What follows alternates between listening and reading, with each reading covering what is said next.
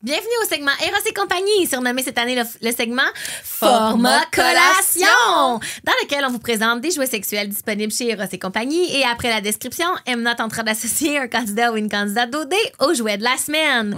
Cette semaine, on vous présente pas un dildo pour faire changement. On vous présente plutôt la bougie eucalyptus et pamplemousse High on Love en collaboration avec Sexe Oral.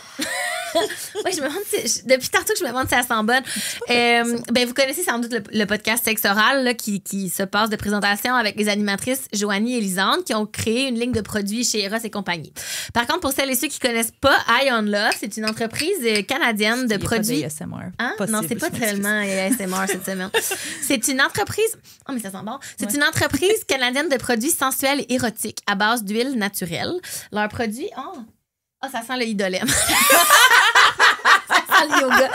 Donc, ces produits visent à éliminer la douleur et la sécheresse. Quand même, ils ont une belle mission, le High on Love, tout en faisant passer les sensations physiques à un niveau supérieur.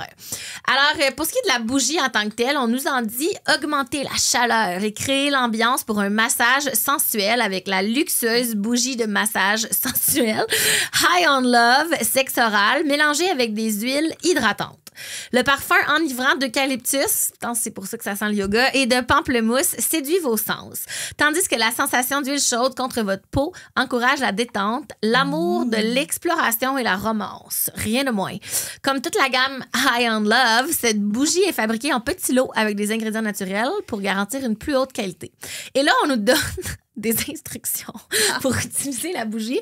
Allumez simplement la bougie de massage et attendez environ 10 minutes pour que l'huile se forme. Éteignez la flamme. Oui, idéalement. Très important. Et ensuite, versez l'huile non brûlante, là, une fois qu'elle n'est pas brûlante. C'est vraiment écrit non brûlante. Parce que ça veut dire qu'il y a des gens qui l'ont fait. Oui, sur la zone souhaitée et massez doucement le corps de votre partenaire. Voilà. Ouh. Mais ne vous fiez pas qu'à notre description. Fiez-vous au commentaire de Relpin qui nous dit en majuscule à part de ça, huile parfaite.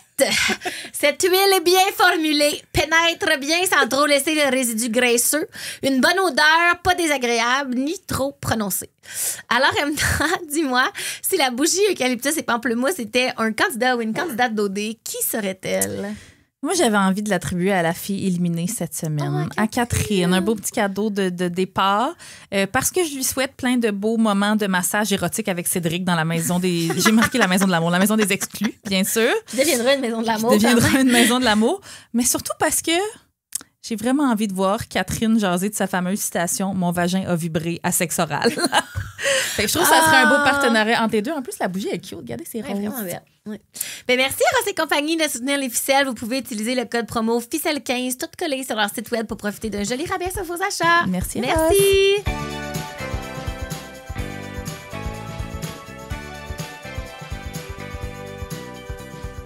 Bonjour à toutes et à tous. En ce mercredi 5 novembre 2025, vous écoutez Les Ficelles, le podcast féministe sur Occupation Double Chypre. Nous sommes présentement dans les studios de Virage Sonore. Autour de la table aujourd'hui sont réunis Emna Achour. Bonjour. Nadia Louis Desmarchais. Youhou. Et moi-même, Amélie Faubert. On vous parle aujourd'hui de l'éveil féministe, de Black Love et de se dire « je t'aime ». Bonjour tout le monde! Bienvenue au Ficelle, Nadia! Allô! Je suis tellement contente d'être là. C'est comme irréel. Ah, ben là, nous aussi, on est vraiment contente que tu sois avec nous. Et c'est déjà le 9e épisode de la saison.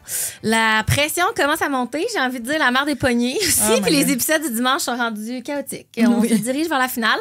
Mais avant qu'on passe à tes nombreux faits saillants, Emna, je vous présente notre invitée. Pour celles et ceux qui ne la connaissent pas, Nadia est une réalisatrice afro-féministe primée. Après avoir signé plusieurs courts-métrages de fiction et documentaires qui ont été récompensés dans des festivals ici et à l'international. Elle sortira en novembre son premier long-métrage documentaire, Recomposé. Nadia est également la créatrice de la série de fiction Les Météorites, qui lui a valu un prix Gémeaux pour son rayonnement international. Et là, comme je t'ai dit avant que l'enregistrement commence, j'ai laissé comme volontairement de côté une partie de sa bio. Toi, t'es pas au courant là, de ça, t'as pas vu la bio, Emna, parce que tu parlais dans ta bio de ton rapport à la télé-réalité puis à la culture pop, parce que j'avais comme vraiment envie que tu nous en parles en fait, au micro. Fait est-ce que tu voudrais nous parler de ton rapport à OD et tout ça, s'il te plaît? Ben déjà, ça me fait full plaisir d'être là, comme j'ai déjà dit. Donc oui, moi, dans ma vie, je fais des films super sérieux, là. C'est très, très sérieux. Ils sont très engagés. Je mets souvent de l'avant vraiment mon intersectionnalité, donc comme femme noire, comme femme queer. Donc mes œuvres, c'est souvent comme très sensible. J'essaie de mettre en lumière un peu les contradictions qu'on a dans la société, les marginalités, tout ça. Mais moi, j'écoute OD depuis que je suis vraiment trop jeune. Genre vraiment trop jeune. Littéralement, je me faisais bully par mes frères et sœurs. Là. Non! De comme... Non, mais c'est drôle quand même. Genre, ils riaient de toi parce que ils riaient de moi. Genre, Nadia, t'es encore dans la chambre des parents en train d'écouter OD, genre en cachette. Puis j'étais comme, yo, laissez-moi tranquille. Vraiment, genre, je suis amoureuse d'OD depuis beaucoup trop longtemps.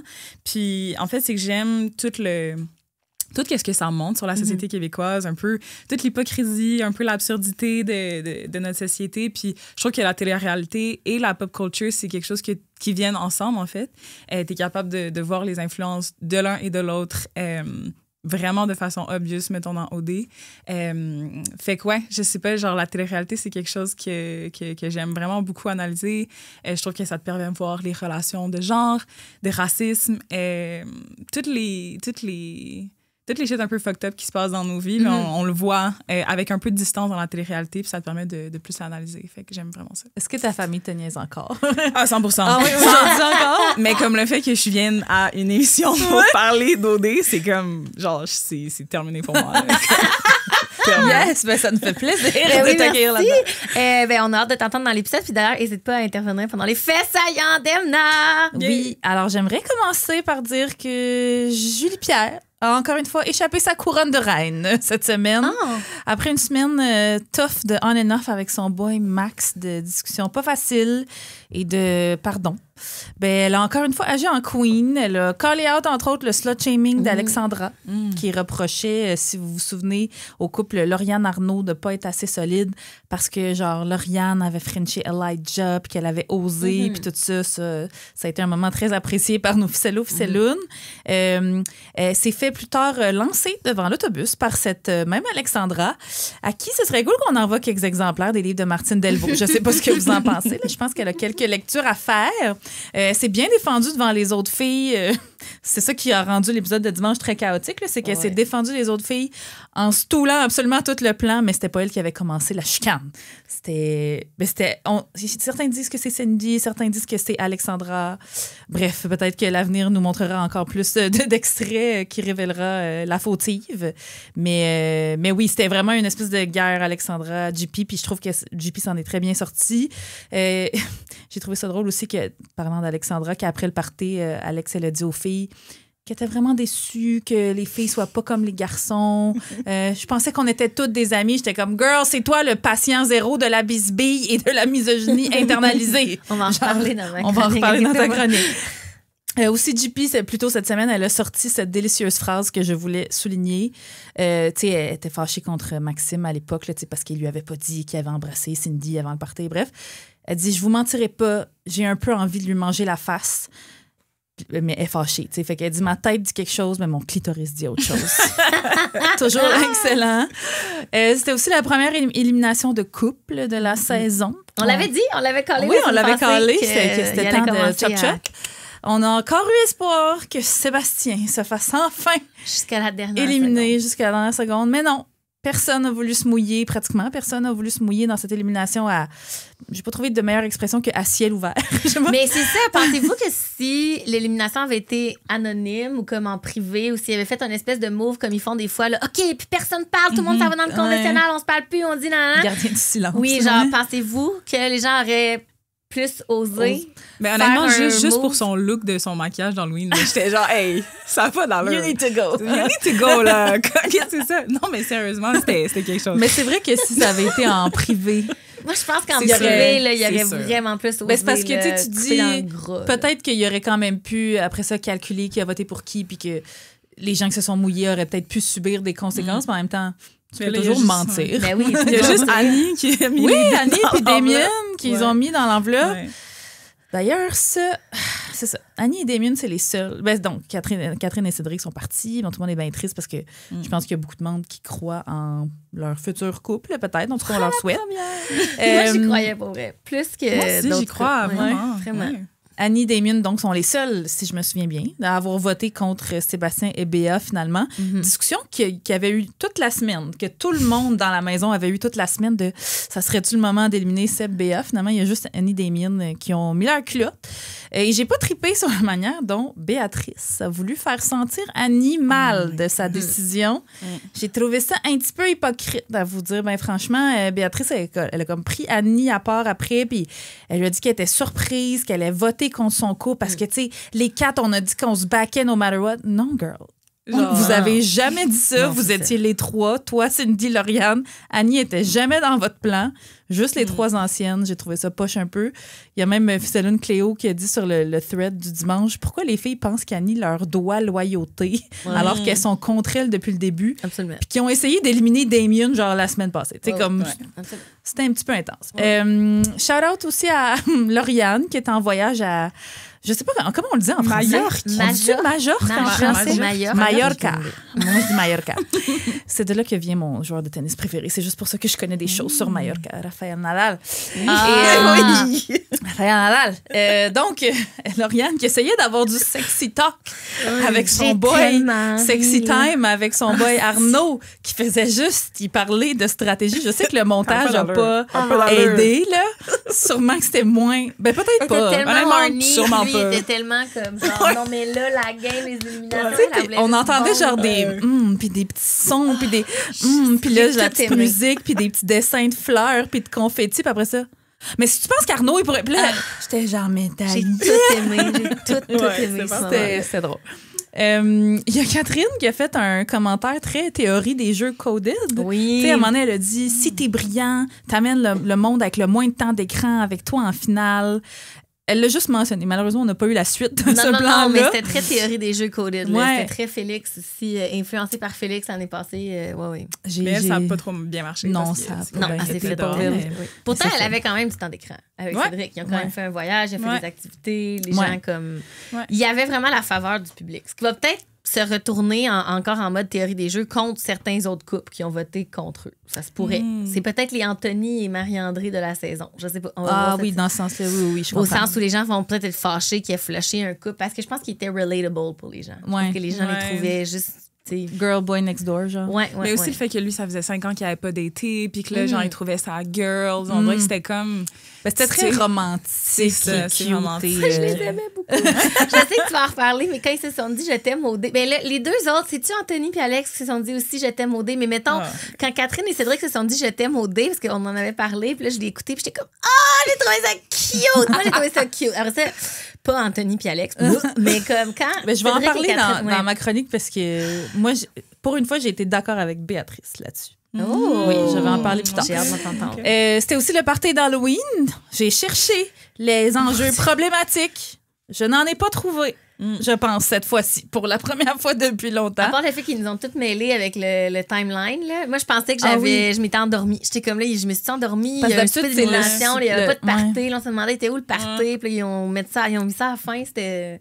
Ouais. Est-ce que vous aviez parlé la semaine dernière de la maladresse des coiffeurs afro dans le party disco? On l'a souligné dans Oh mes my faits saillants, God. je me Je souviens sais plus, pas, mais... mais on l'a reçu comme commentaire Instagram, en tout cas. Oui, je oui. sais plus avant ou après C'était comme quelque chose l'enregistrement, quand mais même. ouais. Genre Mais moi, 4-5 j'ai fait- personnes avec des bonnes perruques, genre Ben, c'est afro. ça, mais moi, j'ai Genre, fait comme plein de full on. recherches il y a longtemps parce que ça arrive à chaque année qu'il y a du monde avec des perruques afro dans la vie, Ouais, là, tu sais. ouais. Puis là, je cherchais, puis j'étais comme, tu sais, je me souviens, j'étais pas née, mais dans la période disco, il y avait aussi des personnes blanches qui avaient des actual afro. Fait que là, j'étais comme, je cherchais là-dessus, puis là, les commentaires des gens, c'était, non, mais à l'époque aussi, c'était problématique que les personnes blanches se faisaient des perms pour avoir des afros que les personnes noires avaient naturellement, puis qui se faisaient critiquer d'avoir, puis que c'était pas professionnel. Fait que j'étais comme, Mais je veux dire, c'est pas la première fois qu'ils costument des gens d'une manière. non, c'est ça. On se rappelle les danseurs africains blancs à la finale d'OD Afrique Oh my du Sud. Là. Oui, c'est ça. Moi, Vous j'ai avez pas vécu été ça capable live. d'écouter cette saison-là. En tout cas, Non. j'ai Ah. pas d'intérêt. Ouais, non. C'est une bonne saison. Mais donc, c'était le party d'Halloween, puis j'avais, tristement, j'ai envie de dire, peut-être que parce que je suis habituée à ce qu'il soit complètement effacé, j'avais pas remarqué, moi, qu'on avait vu à peine Annie et Damien. Puis là, il y a des gens qui l'ont soulevé non seulement on les a pas vus beaucoup, mais quand on les a vus, ils étaient pas déguisés. Fait que là, il y a plein de gens qui se demandaient pourquoi ils étaient pas déguisés. Fait que là, moi non plus, je le savais pas sur le coup. J'étais ignorante par rapport à ça. Fait que j'ai cherché. Puis là, ça disait qu'en fait, certains chrétiens, ce qu'on pense que Damien et Annie sont, choisissent de ne pas célébrer l'Halloween. Il y a certains... C'est une fête païenne. Oui, puis il y en a certains qui estiment... Mais il y a des gens sur le thread, Ikram. Oui, Ikram, c'est ça qui, je sais pas si on la nommait ou pas, mais qui nous l'a bien expliqué, là, si ça vous intéresse, les gens d'aller voir sur le thread. Le thread est sur Facebook, en passant. À chaque semaine, on reçoit des messages sur Instagram. Je ne sais pas où écrire sur le thread. Le thread, on est des vieilles madames. Le thread est sur Facebook. Ça a commencé il y a 8 ans. Il y a 8 ans, Facebook, c'était pas juste des vieux boomers. Je sais que maintenant, les gens sont sur Discord. I am aware, mais on est encore sur Facebook. Fait que, je saurais même pas c'est quoi Discord. Mais donc, pour les gens qui n'ont pas Facebook, c'est qu'il y a certains chrétiens qui choisissent de pas célébrer l'Halloween parce qu'ils estiment que les origines de l'Halloween puis les symboles contrediraient l'Évangile, que l'imagerie populaire de l'Halloween, les fantômes, les sorcières, le démon, le sang semble glorifier les ténèbres. Fait que ça irait à l'encontre de leur foi. Mais il y a d'autres chrétiens, ça je savais pas non plus, qui fêtent l'Halloween puis qui choisissent de redonner à l'Halloween un visage de lumière. Ah. Ils rappellent que le mot Halloween, ça, je savais pas ça, vient de All Hallows Eve. Et c'est-à-dire la veille de la Toussaint. Puis à l'origine, c'était une veillée chrétienne qui préparait comme la grande fête de tous les saints. Fait que pour eux, ils veulent se réapproprier la fête plutôt que la fuir. Fait que... Mais Damien avait comme une espèce de... Un petit bandana, là. Là. Ouais. Il s'est forcé. Annie, elle avait une petite casquette, là. Mais c'est sûr qu'à comparer des weird déguisements. Mais je peux pas imaginer, genre, être à Chypre. J'imagine qu'il fait chaud encore à Chypre. Ouais, il a l'air peut-être déguisé en sorcière ou en mort-vivant. Ça coule. Oui, c'était... Ouais, ben on l'a vu dans OD Extra que les filles voulaient pas. Ils étaient comme, là, on va pas faire l'élimination avec la face verte. Puis là, ils étaient comme non, parce que l'ordre était tout... En tout cas, il y avait le temps de se démaquiller avant l'élimination. Sinon, parlant d'Annie et Damien encore cette semaine, Annie a mentionné pour la première fois aux filles qu'elle trouvait que Damien lui posait peut-être pas assez de questions. T'en avais fait une chronique sur ce sujet-là. Ish, là, au début de la saison, quand Arnaud posait aucune question à Naomi, à l'époque. Mon Dieu, ça semble si lointain. Puis c'est un non quand un gars pose pas de questions à ses dates. Mais donc, elle avait comme manifesté un peu son inquiétude par rapport à ça. Damien l'a su. Dimanche, lors de leur date Observation des étoiles, il lui a dit qu'il était, lui, plus du genre à écouter dans les dates, mais qu'il allait faire des efforts. On verra. Là, je vais dire comme Ficello Louis sur notre thread. Il a dit « J'espère que si Annie trouve toujours que Damien ne fait pas assez d'efforts après l'émission, elle va pas settle pour lui. » À suivre, parce que les filles, on mérite d'avoir des hommes qui sont intéressés par nous et qui nous posent des questions. J'espère qu'Annie niaisait aussi quand il a dit qu'il était un nerd puis un geek à cause qu'il était intéressé. Comme, j'ai trouvé ça triste pour lui. J'étais comme, pourquoi? Je dis, vous êtes dans un observatoire c'était cute son enthousiasme. Y a-tu le droit de comme, poser des questions puis d'être comme mais elle a content. Dit, il est nerd, mais après ça, t'es comme, j'ai trouvé ça cute. Ouais, c'est comme, ça sort jamais. C'est genre, nerd. J'étais comme, non, mais pourquoi? Mais tu sais, des fois, les gens, quand ils sont comme un print love, sont genre, je vais taquiner, mais des fois, c'est maladroit. En tout cas. Puis on a aussi appris dans OD Extra que cette semaine, les couples emménagent ensemble. Donc, la fin de la saison approche officiellement. Je vous fais un petit top 3 de mes meilleurs commentaires sur le thread de Facebook. Alors, l'épisode de dimanche était jour d'élection municipale partout au Québec, n'est-ce pas? Puis il y a Céline Lauriane qui a dit « On sort Sébastien puis on fait rentrer Luc Rabouin. » C'est pas ça qui s'est passé. Aucun des deux plans n'a fonctionné, mais j'apprécie l'enthousiasme. Il y a Ficello Simon qui a cité, je pense que c'est Arnaud qui a dit ça parce qu'il était sur un bateau à Mallorca avec, j'arrête de faire je m'excuse d'imiter des accents, c'est vraiment pas... Genre, dans ma tête, j'imite Raphaël Nadal parce que je l'aime, mais c'est wrong, il faut pas faire ça. Donc, je pense que c'est Arnaud qui disait comme, hey, on est en bateau, puis on a commencé en bateau. Puis là, Ficello Simon qui a dit « T'es sur une île, Chris! » Il y a des chances que ça arrive, effectivement. Et Ficellune Stéphanie qui a posé une question qu'on se pose peut-être toutes. Elle dit « Je regarde les filles d'OD, puis je me dis « Coudon, je suis la seule qui n'a pas de freckles? » Je trouvais que c'était une bonne observation. Oui. Ça semble être une mode sur mon TikTok et à OD aussi de se faire des faux freckles. Non. Fait que voilà. C'est pas beau. Moi, je serais pas assez délicate pour me faire des faux freckles. Moi, je pense que ça fitterait pas nécessairement avec ma tunisianité. Mais Mais t'en as des freckles. C'est une c'est affaire pas de beau. blanc, J'en là. ai-tu? Mais oui, t'en as. J'ai-tu des freckles all along? Mais des freckles, c'est comme un peu des grains de beauté, non? Mais plus pâle. Je pense pas. J'avoue que je sais Je pense pas. pas. Je sais Hey, pas. chronique sur les freckles la semaine prochaine. Moi, j'en ai l'été quand je m'en vais au soleil. Là, je Ok. deviens genre, Mais ça reste pleine, pas. puis ça Ah ouais? arrête. Ben non, ça arrête. Ben là, je sais pas. Regarde-moi de proche, mais je pense qu'ils sont partis Non, là, c'est vrai, avec, sont partis. avec Pendant un petit novembre. peu, Là. c'est- Ouais, c'est ça. Ils sont partis là, avec novembre. Mais l'été, là, OK. J'adore. Ouais. Et là, je m'étendrai pas sur toute la semaine parce qu'il y a plein de choses dont j'ai déjà... Parce qu'ils font juste résumer ce qui s'est passé dans la semaine dimanche, là, finalement. Fait que je m'étendrai pas, mais vu que je sais que presque personne écoute les vendredis OD, c'est vrai. dans les vendredis OD, nous avons appris que, semble-t-il, qu'Elijah et Naomi Non! ont eu des rapprochements Non! Mais où? dans l'émission de Voldemort. Tentation Soleil. non, de Voldemort. De Oh my Voldemort. God. Moi, je lance ça comme ça. J'ai Mais hâte de elle a voir, même pas eu le temps de le rencontrer, dans le fond. Non, mais semble-t-il, je sais pas, elle l'a-tu rencontré? Mais non, Parce parce qu'elle que est y a- arrivée après qu'elle soit partie. Elle est partie Ah. la semaine 1. Je pense qu'ils ont... Mais c'est parce qu'ils ont fait référence à ça dans les vendredis au dé que je pense que c'est Elijah qui avait dit j'aimerais... Ou c'est Naomi qui avait dit j'aimerais ça tester ma connexion. Parce qu'ils ont dit ils ont demandé à Elijah, fait que t'as-tu testé ta connexion avec Naomi? Puis il a dit oui. Ah, ben ça devait être. Fait Elijah qu'il y a eu qui un avait dit moment... ça, Ouais, d'abord. c'est ça. Il y a eu un moment... Mais il savait pas qui avait été éliminé, les gars, quand ils sont arrivés. C'est vrai. Les nouveaux Mais gars, Elijah, fait- il me semble qu'il avait demandé mais tu sais, est-ce que Naomi est encore là? Ah, Ouais. c'est Tu sais, au peut-être tout ça. début, là. Que genre juste ça, parce Il y qu'il avait un avait petit eu crush. accès au profil. Ouais, c'est ça. Fait que peut-être que juste son profil lui Ouais. avait plu. Ouais. En tout cas, je voulais vous drop ce petit tea. Voilà. C'est du bon Ah, tea. c'était Très très bon bon tea, merci. Ben merci. Fait que c'est toi qui pars ça cette semaine, Amé. Hey, écoutez, cette semaine-là, je vous amène dans une analyse un peu flyée, un peu revolée même. C'est vraiment un cas de trust the process. Puis suivez-moi, on va s'en aller quelque part. Ça a débuté tout ça avec une toute petite phrase innocente en apparence. Dans une des quotidiennes au début de la semaine dernière, on peut entendre Catherine justifier sa camaraderie jugée suspicieuse avec Anthony par les autres en utilisant un argument qui nous a tous et toutes fait rouler des yeux. Elle dit quelque chose du genre, ben là, moi, je suis one of the boys. C'est juste de la bromance, il n'y a rien là. Fait que... Fait qu'on a roulé des yeux donc jusque dans le fond de notre crâne, Emna puis moi, parce qu'on se disait, tabarouette, c'est comme une des premières choses qu'on déconstruit quand on commence à s'éduquer sur le féminisme. Tu sais, fait que comment ça se fait que des candidates à OD sont même pas rendus, mettons, à comprendre que c'est wrong on so many levels de dire ça, de se proclamer one of the boys comme si on était une médaille dans le cou des coureurs de demi-marathon dans le métro de Montréal le matin du demi-marathon. Tu sais, fait que dans un premier temps, je vais vous expliquer rapido presto, mettons, pourquoi l'expression one of the boys est à proscrire. Puis ensuite, j'aimerais ça, puis c'est là que ça s'en va un peu... c'est un peu champ gauche là aujourd'hui, mais j'aimerais ça qu'on analyse ensemble. Ben, c'est quoi les phases qu'on traverse quand on devient féministe? Puis, on va utiliser pour ce faire un concept, une théorie en travail social sur les stades de changement. Puis, on va regarder pourquoi Emna et moi, on en était arrivés par messages vocaux à la conclusion que les candidates à OD n'ont pas vraiment commencé leur cheminement vers une, et là, entendez mes guillemets, radicalisation féministe. Mais pour plusieurs personnes, c'est très radical être féministe. Donc, voilà. Fait que c'était notre hypothèse. C'est notre hypothèse, en fait, au début de la rédaction de ma chronique. Fait qu'on verra à la fin si ça se confirme ou pas.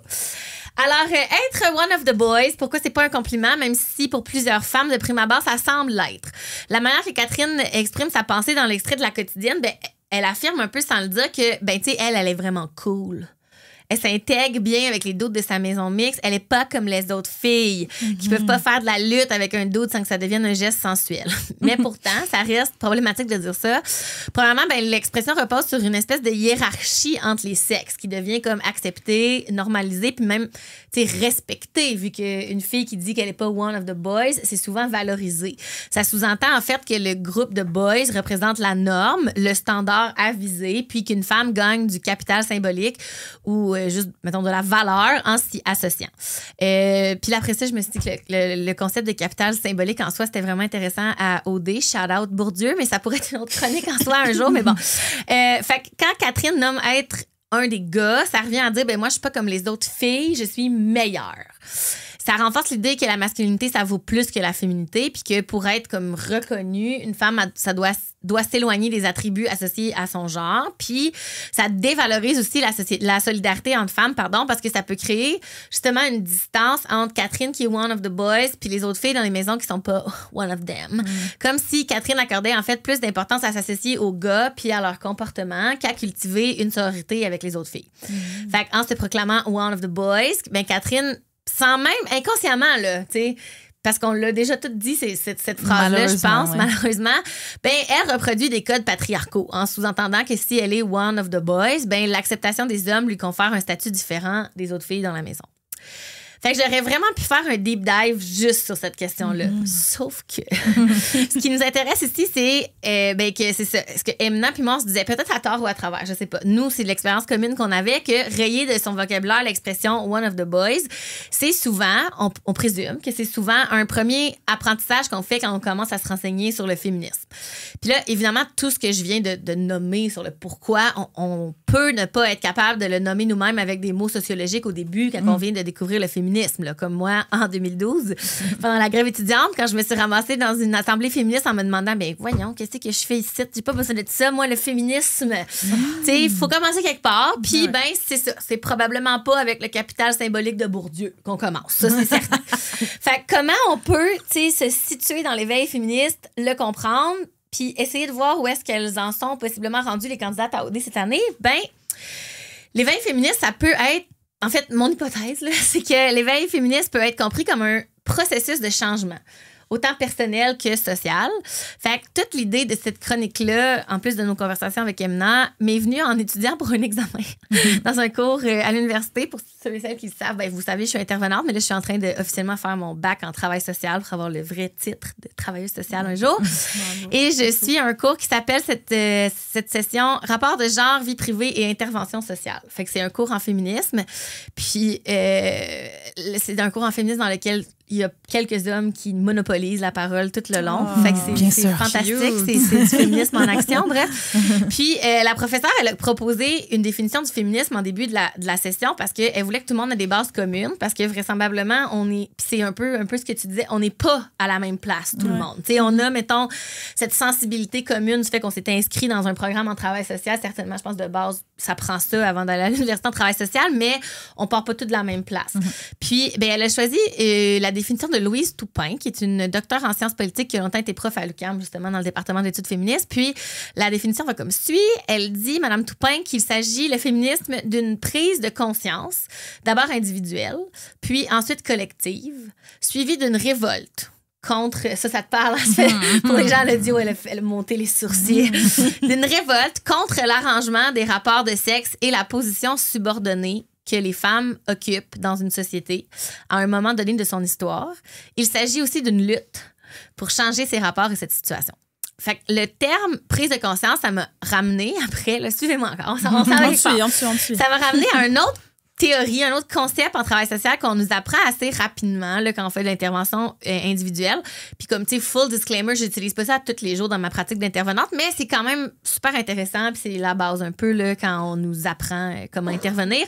C'est le modèle transthéorique du changement tel que proposé par deux personnes que je vais massacrer leur nom, Prochaska et Di Clemente. Bref, c'est un modèle qui date quand même des années 80, là, c'est pas nouveau, qui est initialement conçu pour comprendre, en fait, des dynamiques de modification des comportements. Fait qu'on parle, mettons, comment arrêter de fumer ou comment tendre vers la sobriété ou comment faire un changement concret dans ta vie.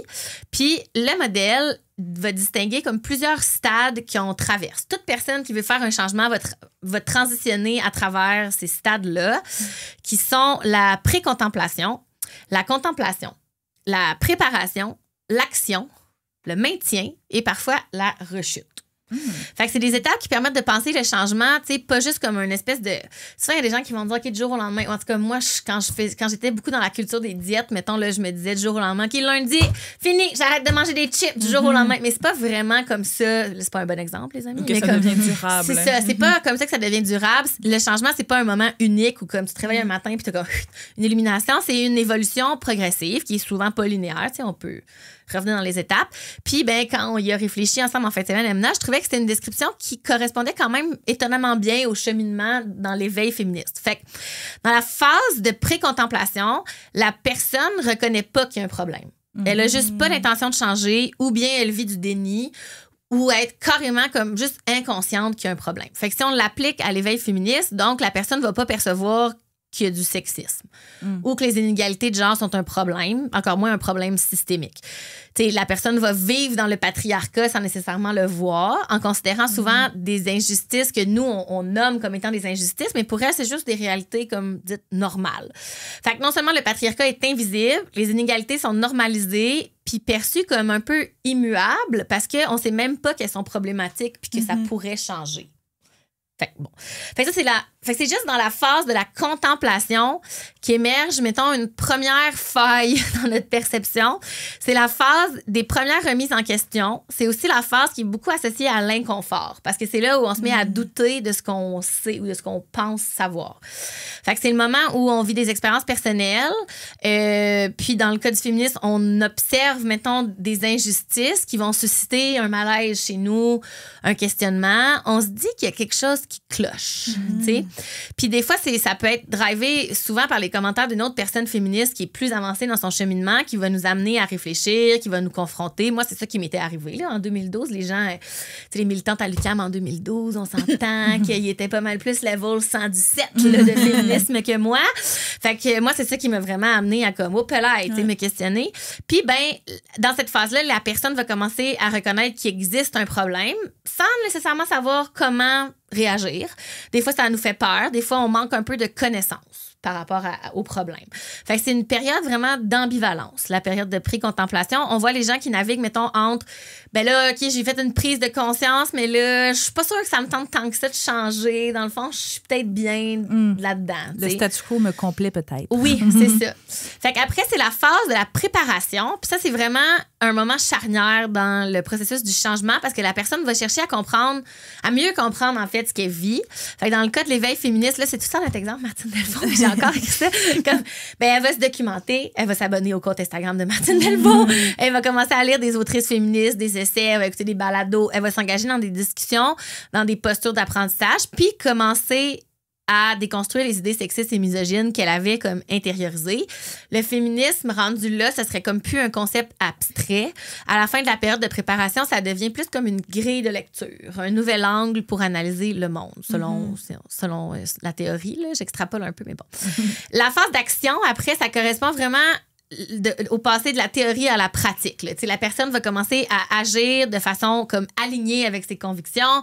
Elle va intégrer activement les valeurs féministes dans sa vie. Elle peut adopter des nouveaux comportements, réagir différemment aux propos sexistes, voire même les call-out ou call-in, selon ce qui est approprié. Elle va revendiquer davantage sa place ou modifier ses habitudes de consommation culturelle et sociale. Quand on dit souvent ici qu'on priorise de lire des livres écrits par des femmes racisées, blablabla, that's what I'm talking about. C'est une période de transformation active. C'est comme un peu la différence entre la préparation, c'est que la préparation, on est encore un peu passif, on contemple encore un peu, mais là, dans l'action, c'est souvent marqué par la confrontation. Des fois, le milieu dans lequel on est va vivre la résistance. En tout cas, je me reporte encore à 2012, mais ça a pris du temps, certaines personnes dans ma vie à comprendre mon féminisme. Puis on vit des contradictions internes aussi parce qu'on apprend encore, puis on n'est pas d'emblée des expertes, même si on est conscientisé puis qu'on se sent prête à vivre notre best life de fière féministe. Puis arrive la phase de maintien, où le féminisme devient un peu... Hey, là, c'est ça. J'ai écrit, c'est un peu quétaine, là. J'ai comme écrit, ça devient une boussole. Mais comme, c'est quand même un peu ça, tu sais. Parce que là, on a vraiment intégré, mettons, les valeurs féministes, autant dans nos relations que dans les choix qu'on fait, que dans notre manière d'interagir comme complètement avec le monde. On a compris à ce stade-ci que le féminisme, c'est pas juste une phase passagère. Là. It's not a phase, mom. Genre, I'm a raging feminist. Mais c'est plus comme un positionnement éthique qui va durer. Puis qui devient le tien aussi. Oui, c'est ça, qui devient le tien. Ça fait partie de ton identité. Puis ça exige aussi une vigilance constante pour rester bien en ligne. C'est pour ça la boussole. En tout cas, c'est ça mon... Non, c'est bien pensé.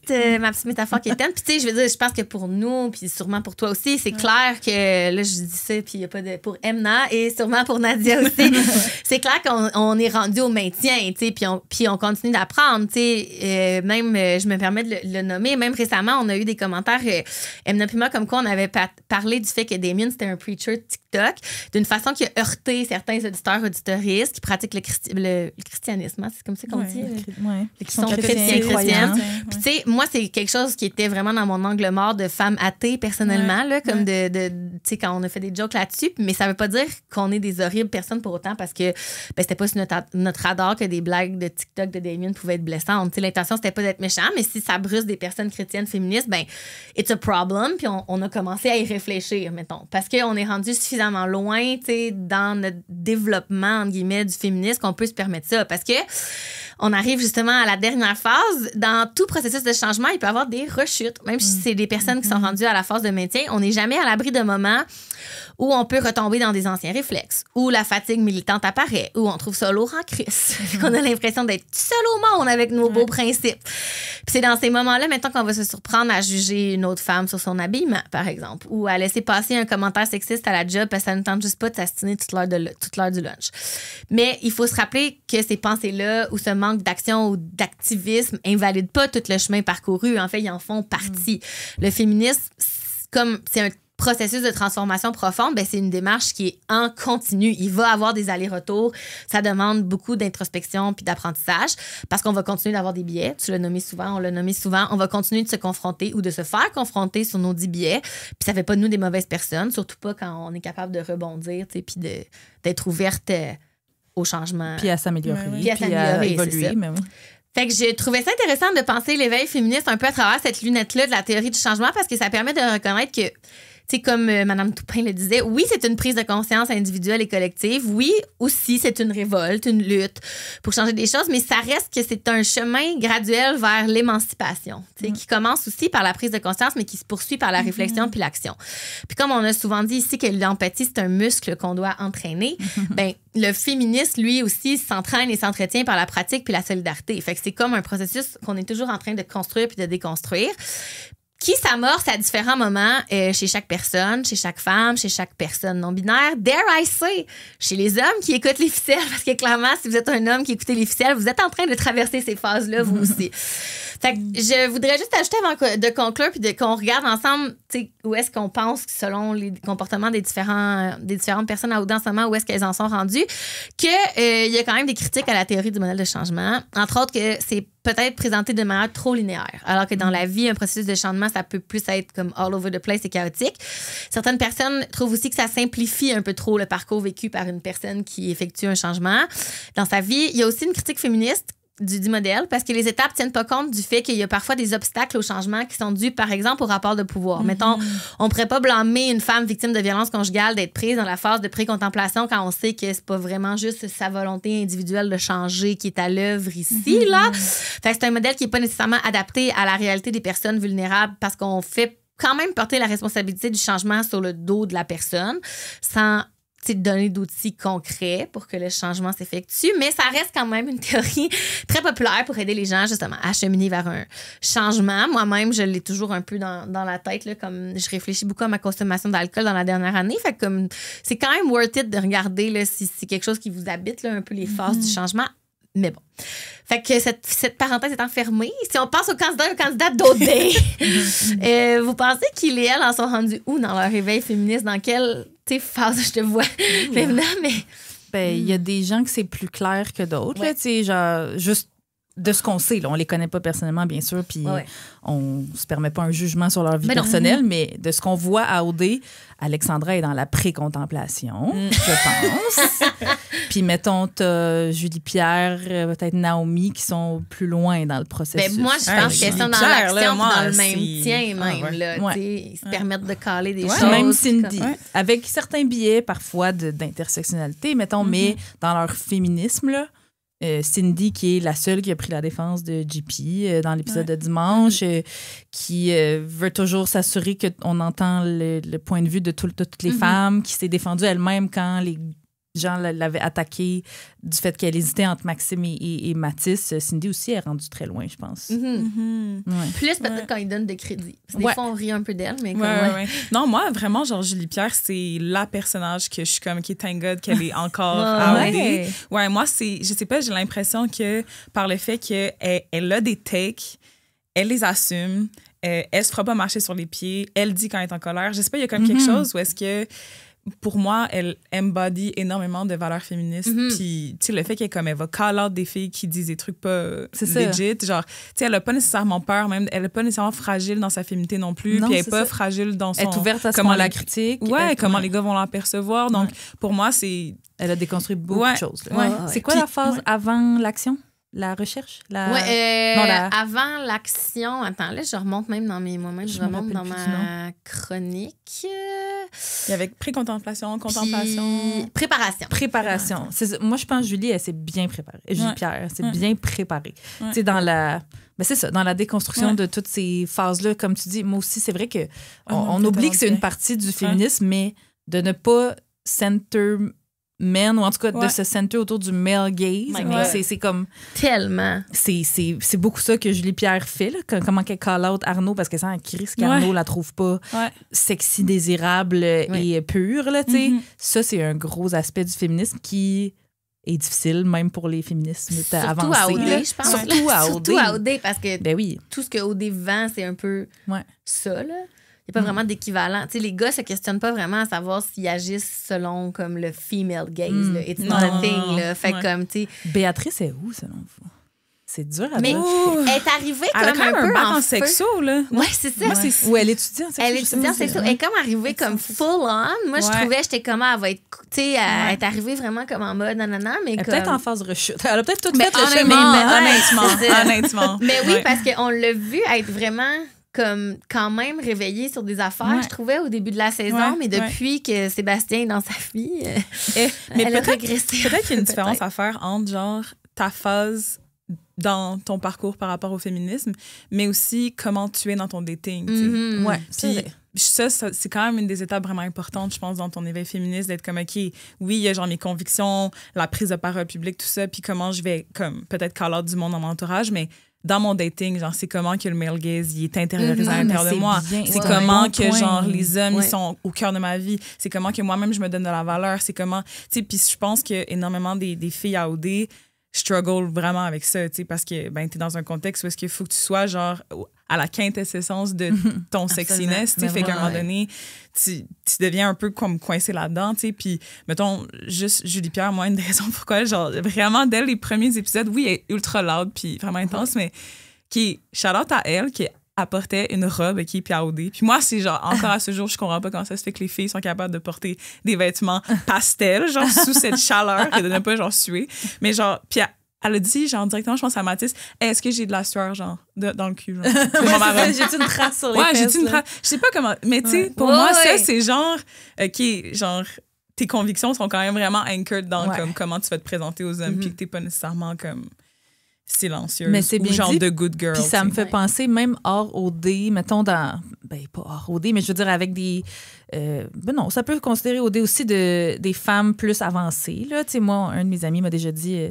Emna, t'as fini la cassette de Mario Bros, mais il y en a qui sont rendus juste au niveau, à level, au tableau 1. Mais mettons quelqu'un qui serait presque rendu à la fin de la cassette ou qui a fini la cassette peut quand même être dans une relation amoureuse super toxique avec des comportements full problématiques, misogynes, tout ça, puis de pas être capable de s'en sortir pour 1000 autres facteurs, mais dans la vie de tous les jours, manifester constamment puis être full...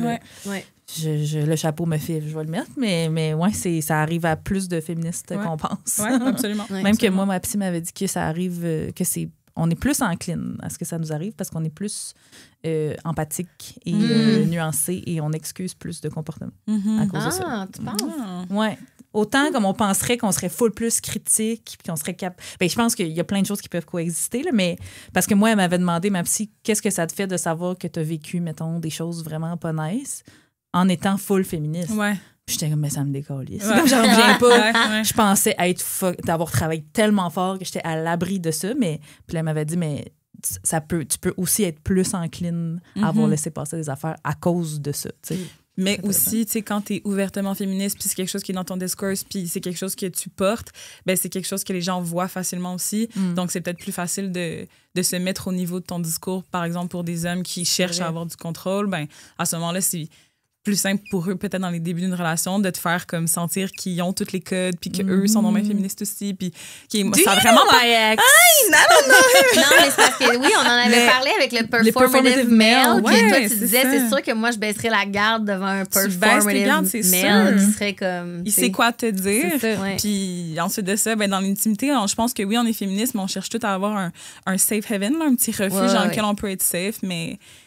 Puis on veut encore croire que On veut ça se encore peut. croire, Fait qu'on laisse des chances à des gens qu'on devrait As pas. we should. As we should. As we believe, should. mais, Puis les tu sais. filles dans OD aussi, tu sais, je pense que aussi ils sont tellement collés le nez là-dessus dans OD que comme nous, on a accès... Tu sais, on voit les comportements comme avec une loupe un peu. Mais puis oui. de Eux l'extérieur, autres, ils ont aucun mais recul. avec une loupe. Tu sais, Ouais. nous, on a vraiment ce recul-là pour faire comme, voyons, Béatrice, là, Ça, c'est shake it problématique, off, ça, là, ouais. comme, Ouais, tu c'est sais, vrai. voyons, qu'est-ce que tu fais, tu sais. Mais oui. Mais elle, je pense pas qu'elle a comme le recul nécessaire. Puis ça va très vite aussi, au dé, là. Ben Des oui, fois, on même oublie Naomi, de- elle a dit que c'est en C'est regardant ça. les épisodes qu'elle a compris C'est plein ça. d'affaires. Ben oui, c'est même ça. avec toutes ces notions. Puis... Ouais. Ouais. Ah, ben c'était full intéressant. J'ai full aimé Vraiment. ça. Merci. Ouais, Merci, Euh, Naomi. Mais là, on poursuivra avec ta chronique Oui! à toi, Nadia. Ben moi, je trouve ça vraiment intéressant qu'est-ce que tu nommais, puis tous les comportements féminins. Ça... Moi, j'ai comme 2-3 hot takes, là, mettons. OK. On t'écoute. Mais justement, qu'est-ce que ça prend pour une femme pour être capable de tomber en amour? Genre, moi, ce que je me suis demandé, c'est que j'étais comme... J'ai l'impression qu'à OD, il y a un peu des archétypes féminins que tu dois comme devenir pour être capable d'être worthy of love. Puis, autant il y a l'archétype féminin de genre la cool girl, puis... Mais ça vient avec le fait de devenir genre une good girl. Puis moi, c'est vraiment ça que j'ai senti dans OD dans les dernières semaines, c'est que depuis que les filles commencent à être matchées, puis là, bon, au moins, Béatrice, elle a un peu plus parlé cette semaine. Là, ça m'a fait du bien, mais j'ai l'impression qu'il y avait un boldness, puis il y avait comme quelque chose de tellement assertive dans les filles qui étaient là cette année au début. Puis plus elles étaient matchées, moins elles parlent. Plus elles sont comme Elles un peu plus... s'éteignent. Ouais, elles s'éteignent. C'est tellement un triste constat. Ouais, mais c'est triste, mais ça me faisait me questionner sur, OK, mais en fait, c'est quoi qu'on s'est fait aussi éduquer à croire, tu sais? Puis je pense que c'est vraiment en lien avec le fait d'être une cool girl, d'être one of the boys. C'est qu'en fait, t'as envie, pour être en relation, on te fait comprendre comme femme que tu dois être comme un petit carnet de pages blanches, là. Quelque chose sur lequel ton partenaire va être capable de comme projeter plein de belles choses, comme cette fille-là est tellement comme facile, genre elle veut tout le temps écouter des games du Canadien avec genre les boys, comme une soirée à boire de la bière, elle a tout le temps, tu sais, tout le temps willing, tu sais. Puis en fait, c'est vraiment ça que tu sens à OD, c'est comme les filles veulent pas déranger. Puis moi, je suis vraiment curieuse de savoir qu'est-ce qui va se passer quand il va y avoir les maisons mixtes, parce que, ben, Annie l'a même dit cette semaine, elle était comme, mais j'ai comme peur, parce qu'il va voir toutes les facettes de moi. Puis ça, je trouve ça vraiment intéressant, puis ça m'amène à mon petit take où est-ce que je suis genre, OK, sérieusement, c'est qui a accès à l'amour? Puis à OD, en général, c'est constamment des personnes blanches, ou ça va être des couples un peu genre mixtes qui vont comme soit gagner les éditions ou quoi. Mais là, cette année, ce qui me fait du bien, c'est que, my black people are in love. Okay. Là, ça me fait vraiment du bien parce que Annie, c'est sûr que moi, j'ai wrestle avec un peu sa présence dans OD tout au long de l'émission parce que moi, je vais toujours root pour mes black girls out there, toujours. Mais là, j'étais genre, comme, damn, the girl is rude, you know? Mais j'étais comme, mais tu sais quoi? Qu'est-ce que ça vient me montrer de moi aussi? Puis tu sais, je pense que ça, moi, que j'aime dans la télé-réalité, c'est qui les personnages qui viennent te trigger, les personnages. En tout cas, les protagonistes qui viennent te trigger, puis pourquoi, tu sais, puis de se questionner nous-mêmes sur genre qu'est-ce que ça vient faire remonter en nous. Bon, je sais pas si vous connaissez un peu le psychanalyste Carl Jung. Absolument. Mais il parle, bon, du shadow puis tout ça. Puis le shadow, c'est un peu ta part d'ombre à l'intérieur de soi qui fait en sorte que souvent, là, t'as une personne qui va être genre être ta némésis ou quelqu'un qui est taillé, en fait, c'est que c'est toutes les qualités que t'as puis que tu refoules, genre. Puis moi, ce que je trouvais intéressant, c'est que j'avais l'impression que souvent à OD, quand les gens tombent en amour, ils sont tout le temps en train de montrer juste une petite facette de eux parce que, OK, je peux pas montrer l'entièreté, sinon je serais pas genre lovable, tu sais. Puis ils n'ont jamais l'opportunité d'aller plus deep, ils n'ont jamais même dans les voyages, que c'est les moments les plus charnières pour la création des relations, sont comme sur des yachts, genre... tu sais, c'est des activités vraiment shallow. Mais bref, tout ça pour dire que... Ils peuvent pas parler, en plus. Là, si t'aurais de faire du jet ski, genre à Barcelone. Maman, parle à ça avec mon père. Oui! Fait que tu sais, t'as jamais vraiment la possibilité d'aller deeper. Puis, bref, moi, ce que je trouve fou aussi à OD, c'est qu'il y a aussi une espèce de normalité de comme l'amour blanc, en fait, que c'est ça qui va gagner. En ce moment, il y a énormément de couples qui sont white, puis c'est ça qui se passe. Puis le fait que Damien et Annie, ça marche, je suis comme, OK, you know what? Annie, elle a comme montré ses vraies couleurs quand même. Bon, Damien ne les a pas tout à fait vues au complet, mais je pense qu'il y a quelque chose qui, pour moi, me fait du bien de réaliser que les choses que Annie, ça venait un peu me chercher, c'est que j'avais l'impression que peut-être, intérieurement, moi, j'avais peut-être assimilé que c'est pas possible d'être un peu rude, de genre parfois avoir des bad days, de actually parfois genre, être colère puis d'être worthy of love, tu sais. Fait que je trouve que, en fait, l'arc de Annie puis Damien en ce moment, pour les personnes black qui écoutent le show ou pour n'importe qui, c'est vraiment important ce qui se passe, tu sais. Cette fille-là, comme, je sais pas, elle est multifaceted, genre, elle est complexe, puis, mais she's worthy of love, genre, autant que tout le monde dans OD. Puis, honnêtement, moi, de les voir, genre, dans un truc d'étoiles qui a regardé le ciel puis tout. Il y a quelque chose aussi, genre, où les personnes noires ont tellement rarement accès à, comme, the luxury of time and contemplation, genre, tu sais. C'est très rare que on a la possibilité de regarder vers le ciel, de se projeter, d'avoir comme quelque chose de marquant dans le ciel qui va rester là pour toujours. Fait que, tu sais, on dirait que même moi, juste cette scène-là, il y avait quand même quelque chose qui se guérissait. Puis j'avais envie de vous parler un peu de, justement, du Black Love puis de l'importance du Black Love. Le Black Love, en fait, c'est l'amour noir. C'est le fait d'être dans des relations qui vont venir, historiquement, faire une cassure avec tout l'héritage de l'esclavage qu'on a encore à ce jour, tu sais. On est dans des sociétés postcoloniales. Yo, je suis get émotive, le gars. Moi, je pleure, là. Mais le Black Love, c'est révolutionnaire, en fait, d'avoir deux personnes noires en amour à OD. C'est vraiment important parce que ça disrupte un peu la conviction, en fait, que c'est impossible pour des personnes noires d'être en amour et de garder une relation amoureuse. Puis, tu sais, aussi, quand tu retournes un peu dans l'héritage des sociétés esclavagistes, en fait, pour des personnes noires, de rester ensemble, c'était difficile, c'était toujours impossible parce que on allait séparer les relations. Donc, il y a quelque chose de vraiment beau qui est en train de se créer à OD en ce moment grâce à ça. Puis, ça, c'est du bon, là. Ça, c'est du bon. Fait que voilà, j'avais envie un peu de parler de ça. Puis, quelque chose aussi que je trouvais fou par rapport à Annie puis Damien, c'est qu'il y a aussi une pression, tu sais, quand t'es une personne noire, d'être genre de good immigrant, tu sais. Puis d'être comme vraiment parfait, puis d'être comme, je sais pas, quiet, puis ces deux personnes-là sont extrêmement loud, genre. Tu sais, autant Damien, extrêmement preacher, tout ça. Moi, j'adore ses quotes quand il dit non, mais ça, je vais pas le limiter, là. Mais comme, honnêtement, sa façon de s'exprimer me fait fucking rire.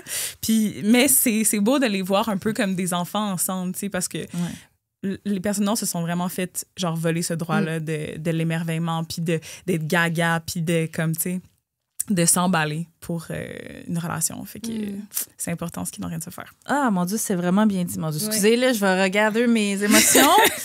Parce que ça a été un sujet dont on a parlé beaucoup cette saison-ci. Je l'ai pas avec des mots aussi brillants que les tiens que tu viens de... Je suis très contente que toi, tu les dises. J'ai parlé d'épisodes de Woko Whatever qui ont été là-dessus aussi.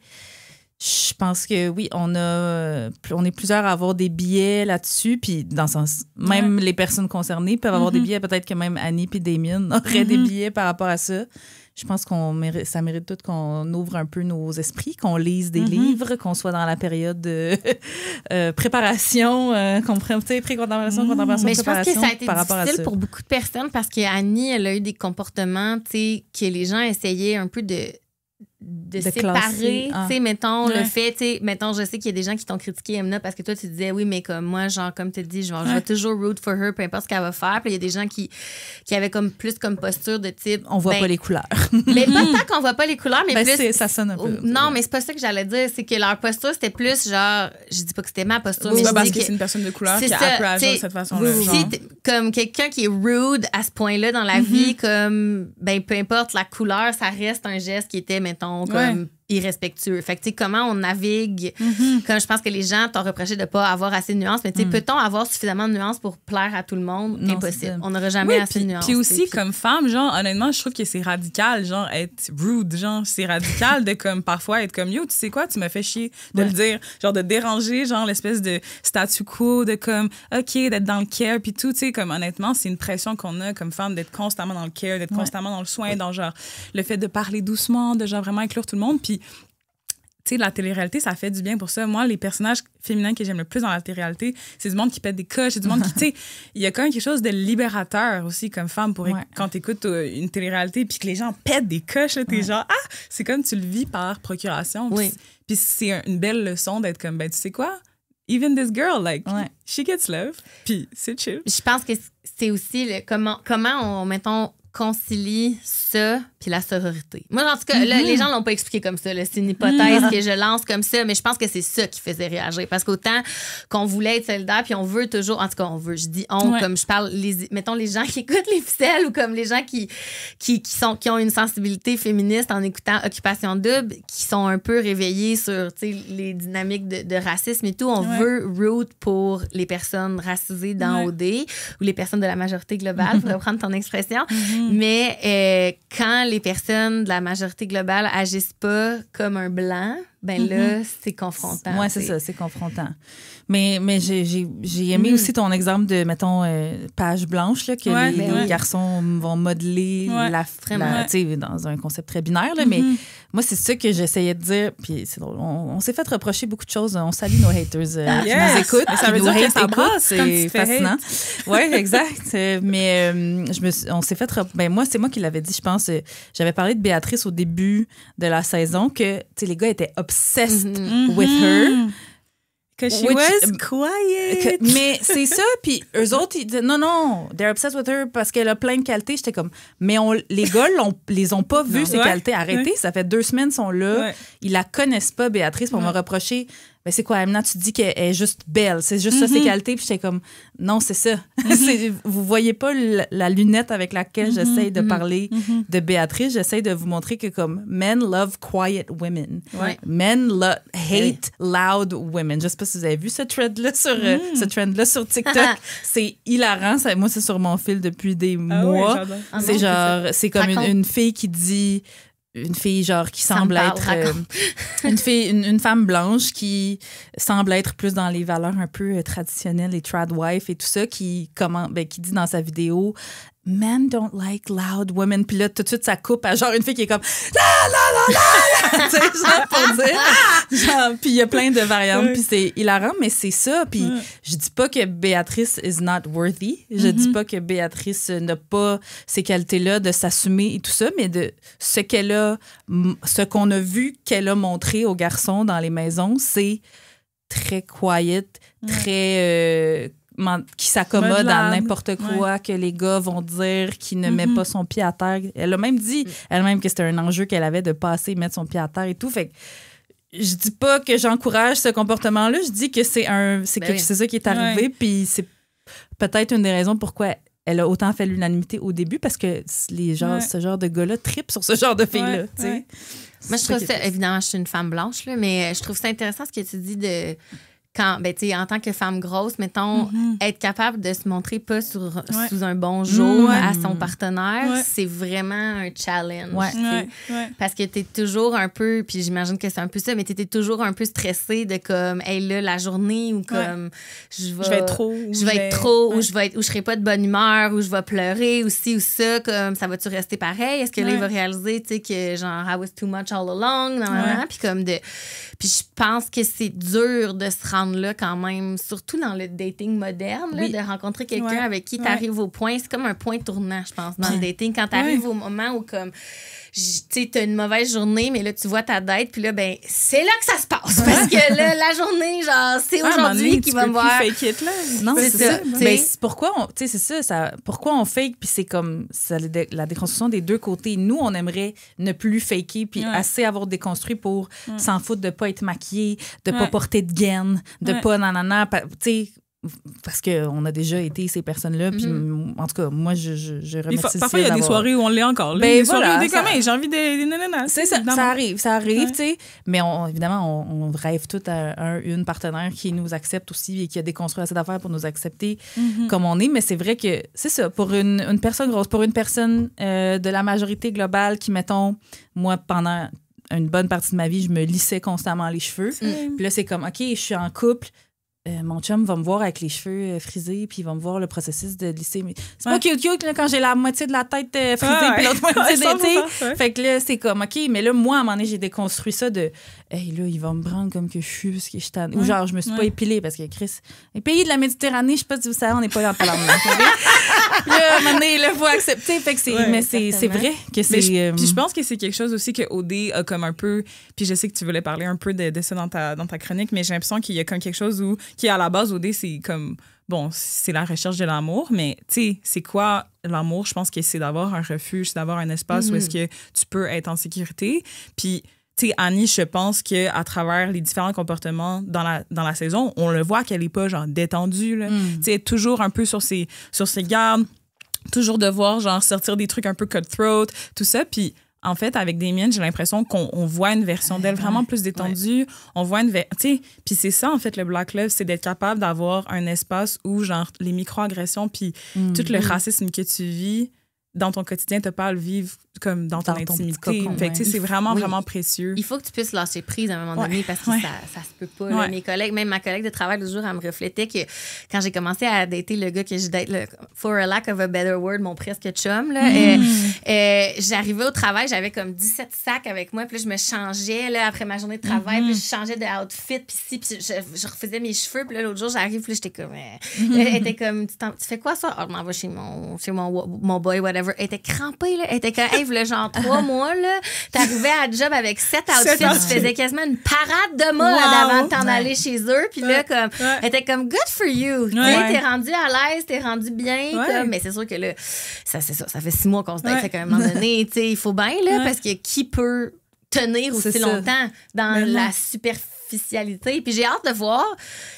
Peut-être avant de passer à ta chronique, de si vivre ensemble dans la prochaine semaine, les couples, si ça va bouger des choses dans leur lien puis dans leur affinité. C'est beaucoup de choses. C'est non seulement habiter ensemble, mais aussi être à la télé. Là. Genre même dans la maison des filles, ils sont pas avec des couples. Oui, c'est ça. N'être qu'avec d'autres couples que tu te compares. Mais ils n'auront pas le choix de voir des choses moins belles. Ils n'auront pas le choix. Puis je dis ça en étant une grande fan de la laideur, personnellement. Là, comme tu sais, les moments, je dis ça un peu, je veux pas être shocking en disant ça, mais comme les choses du quotidien qui sont pas glamorous, pour moi, c'est les plus belles affaires. Genre, faire l'épicerie avec ton partenaire, pour moi, c'est la plus belle chose au monde. Fait que, tu sais, je trouve que ça va être vraiment intéressant dans la prochaine semaine. Mais bref. Merci, c'était pas intéressant. En plus, ça fait un super beau lien avec ta chronique qui est ce que tu as appelé juste se dire je t'aime ou je t'aime au dé ou comme. Ouais. Je me lance. Alors, je commence avec une confession. OK? J'ai déjà participé à secondaire en spectacle. Oui, une fois, à la polyvalente Horizon Jeunesse de Laval. Je les salue. J'ai pas gagné. Je suis même pas passée proche, OK?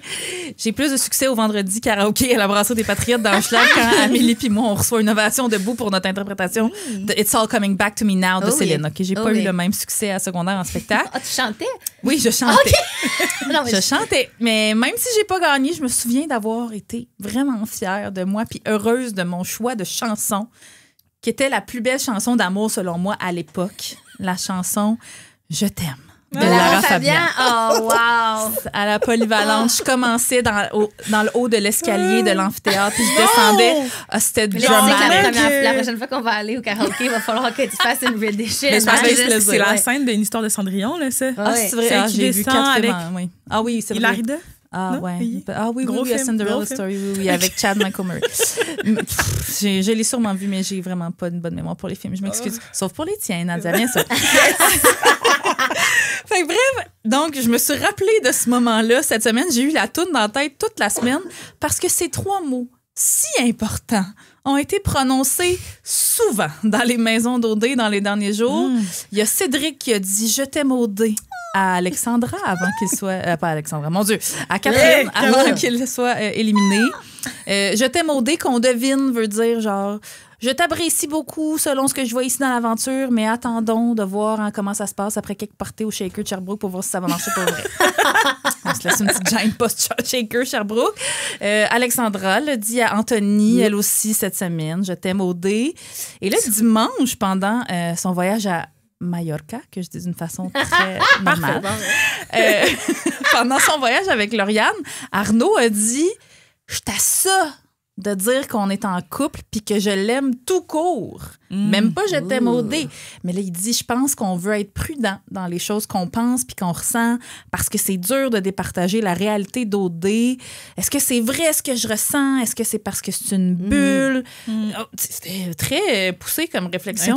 Surtout pour Arnaud. Comparé à ce qu'il nous a habitués, tout à fait. Puis il y a Béatrice qui a parlé de ça aussi, mais qui ne voit pas nécessairement les choses de la même façon. Elle a dit aux filles qu'elle ne disait pas « je t'aime » facilement dans la vie. Puis elle a même dit qu'elle trouvait que dire « je t'aime » au dé, ça sonnait stratégique parce que, et je cite, « vous connaissez pas vos boys tant que ça. » J'étais comme, effectivement. Mais là, je me suis posé la question, moi, qu'est-ce que j'en pense de ça? Puis je parle même pas de se dire « je t'aime » à OD, mais même se dire « je t'aime » en général. Qu'est-ce qui explique ça? Pourquoi? Comment? Pourquoi? Pourquoi on dit ça? Je m'étais jamais posé la question, puis là, c'était comme une porte s'est ouverte dans mon esprit. Moi, personnellement, je l'ai dit à une seule personne dans ma vie à date, là, puis je l'ai dit en réponse à mon ex qui me le disait. Comme je le sentais-tu vraiment à ce moment-là? Honnêtement, je m'en rappelle pas. Je m'en rappelle pas parce que je sais même pas qu'est-ce que je suis supposée me rappeler. Honnêtement, tu sais, qu'est-ce qui nous amène à dire « je t'aime » au moment où on le dit? Vous autres, le savez-vous? Avez-vous une hypothèse? Vous rappelez-vous d'un état d'esprit quand vous avez dit « je t'aime » ? Moi, je t'aime vraiment facilement. Ouais. Comparativement à Béatrice. Parce que genre, tu le sens que ça monte? La vie est trop courte. Comme. Mais pas tant que ça monte, mais même à mes amis ou même comme quand je suis en relation, que moi, je le dis beaucoup. Mais je le dis beaucoup à mes amis, mais à un partenaire, là, mettons. Ouais. Ben moi, mettons, récemment, OK, je suis genre, j'avais pas trop m'étaler, mais je suis full en amour, OK? Oh! Puis, en fait, quand la personne, elle me dit « je t'aime », j'ai demandé « ça veut dire quoi pour toi? » C'est ça. Tu sais, je pouvais pas le répondre tout de suite parce qu'en fait, pour moi, c'était vraiment important d'être comme qu'est-ce que ça signifie pour toi? Puis pour moi, qu'est-ce que ça signifie? Tu sais, puis bon, évidemment, on en a tellement entendu parler de bell hooks puis tout ça, mais tu sais, genre aimer, c'est un verbe, là, c'est une action, tu sais, c'est quelque chose que tu fais, c'est un choix, c'est un commitment. Donc, tu sais, j'ai l'impression que parfois, les je t'aime, ils veulent tellement dire des choses différentes pour tout le monde. Puis je pense que c'est de comme t'assurer que ça matche avec la personne, comme comment vraiment, toi tu le sens, ton je t'aime. C'est vraiment bien dit, c'est exactement là où je m'en allais.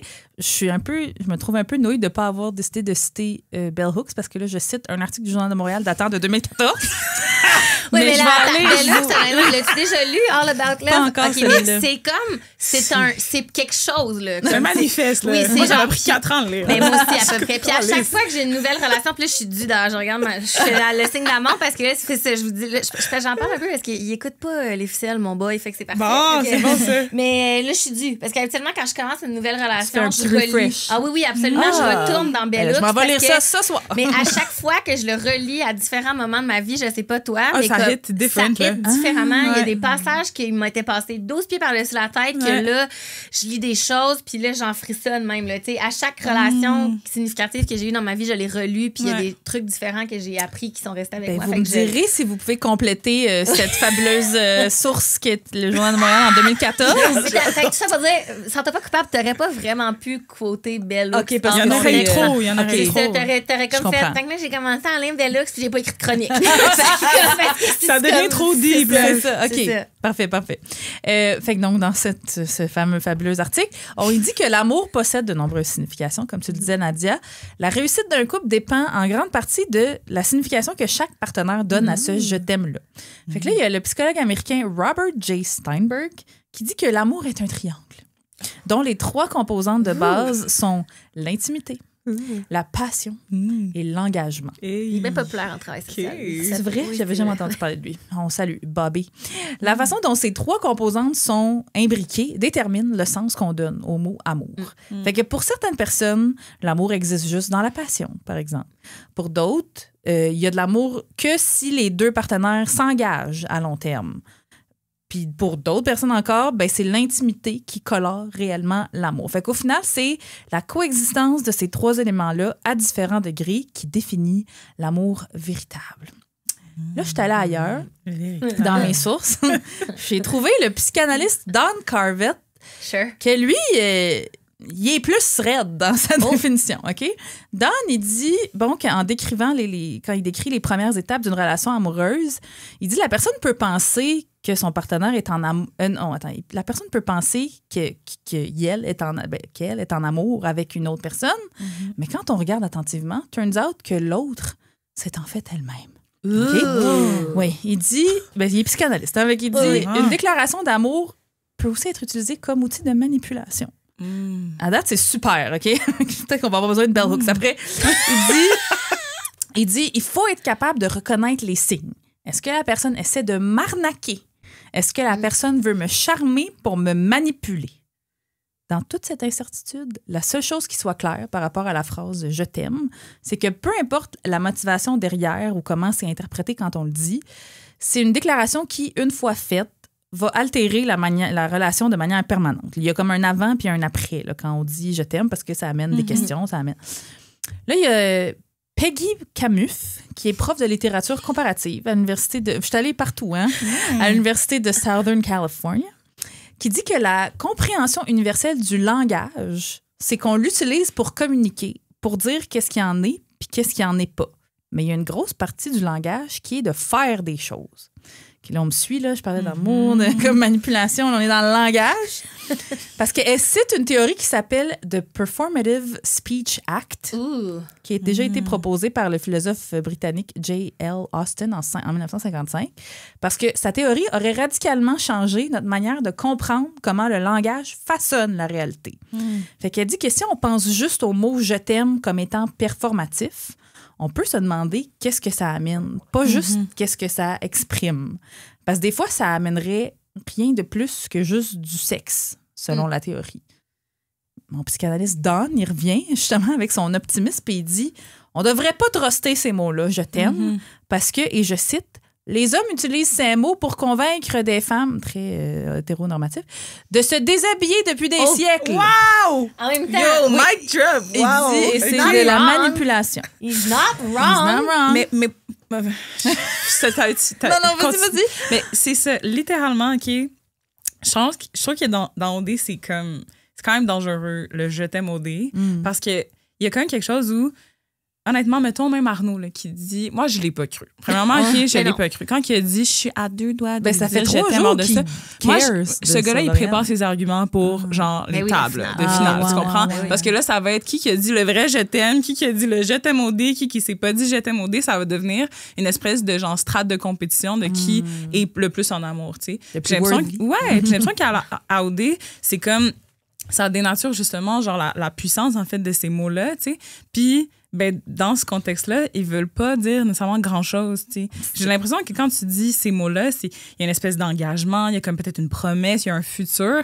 Puis tous les candidats, en général, sont quand même prêts à dire qu'ils vont voir qu'est-ce qui va se passer dehors. T'sais. Fait que à ce point-là, ça veut dire quoi vraiment de dire « je t'aime OD ». Puis littéralement, quand il y a eu les pluies de « je t'aime OD » cette semaine, j'étais comme qu'est-ce qui est plus real ou qu'est-ce qui est pire? Dire « je t'aime OD » ou « je t'aime beaucoup ». Moi là, j'avais l'impression que c'était comme un peu similaire. Dire « je t'aime beaucoup », c'est comme... T'es vraiment comme... t'es précieux. Genre, c'est cute, genre un peu. « Je t'aime OD », c'est comme...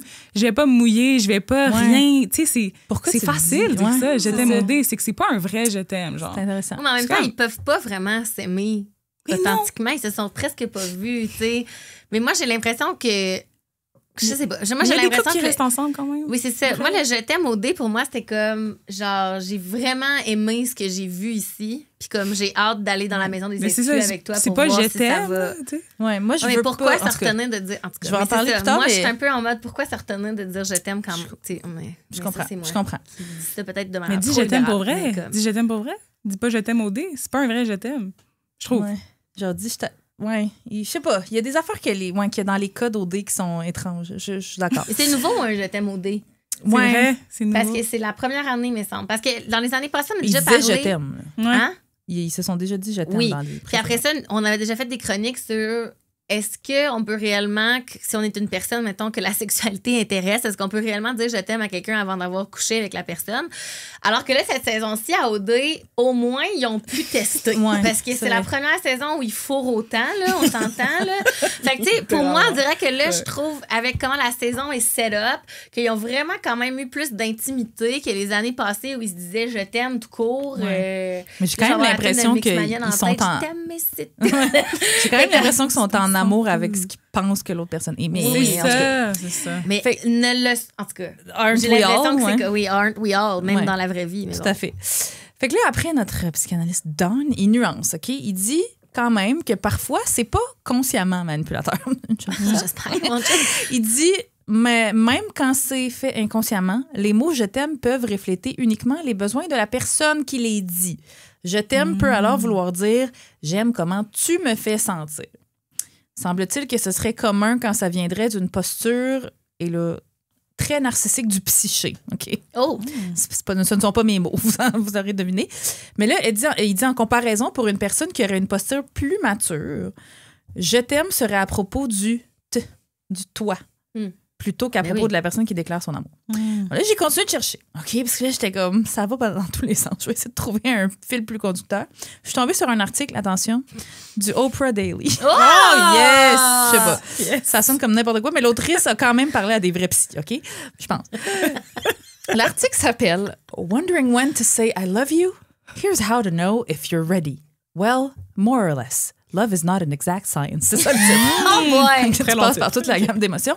Parce que c'est vrai que je suis quand même d'accord avec Béatrice sur comment tu peux ressentir un réel amour pour quelqu'un que tu n'as pas vu ailleurs que dans le contexte de OD, même s'ils ont pu, c'est vrai, tester la sexualité, qu'ils se sont vus peut-être un peu en voyage, mais les voyages semblent durer 24 heures cette année, là, tu sais.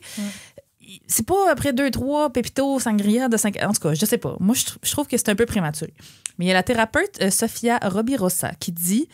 Déjà, il n'y a pas vraiment de laps de temps qui soit le bon laps de temps avant de dire « je t'aime ». OK? Fait que c'est un peu décevant. Il y a pas... Moi, je rêvais qu'il y ait une science exacte. Jamais non. Elle dit le temps que ça va prendre pour comprendre si ce qu'on ressent, c'est vraiment de l'amour ou plus un engouement passager varie principalement selon la quantité de moments de qualité qu'on a passé avec notre partenaire et selon les situations qu'on a vécues et qui ont pu nous démontrer, grâce à des actions concrètes, que l'amour était bel et bien présent, exercé. Je suis vraiment d'accord avec ça. Ouais, c'est ça. Fait que c'est pas une science exacte, malheureusement, comme je l'ai dit, mais elle dit qu'il peut quand même y avoir des signes. Tu sais, c'est pas comme. Il n'y a pas de mauvais moments, mais il y a des moments qui sont un peu trop tôt. Par exemple, quand tu sais pas comment ta partenaire traite les autres puis sa famille, mettons. Exactement. Tu sais, elle dit un gros indicateur de comment... il parle de sa mère. Mais c'est ça, comment ta partenaire va te traiter dans les jours, semaines, années à venir. Une façon de savoir ça, c'est de voir comment la personne traite les gens déjà dans sa vie, sa famille, ses amis, mais même les inconnus. Les serveurs. Si une personne, les serveurs. Si une personne est toujours en train de rabaisser ou d'humilier, puis elle est toujours comme en situation de conflit, tu peux t'attendre à ce que les mêmes choses arrivent dans votre relation amoureuse un jour. Et 2, si t'es pas encore allé en profondeur, ce qui, je pense, est le cas beaucoup à OD, Sofia Robirosa a dit « On a tous le droit d'avoir du fun, là, on va pas s'empêcher de comme, passer du bon temps, mais un bon indicateur d'amour, c'est passer du temps à juste vivre la vie. » Tu sais, ça veut, comme tu dis un peu, Amé, ça veut dire pas faire des choses super mondaines, remplir ses responsabilités, accomplir ses objectifs, aller à l'épicerie, passer à travers des trucs plus tough ensemble, puis voir comment ta partenaire réagit à tout ça. Fait que, tu sais, ça, c'est comme quand même quelque chose qu'ils n'ont pas accès tant que ça encore à OD. Mais ils peuvent être chanceux puis être tombés sur quelqu'un que ça va bien marcher après, mais il manque quand même des petites infos.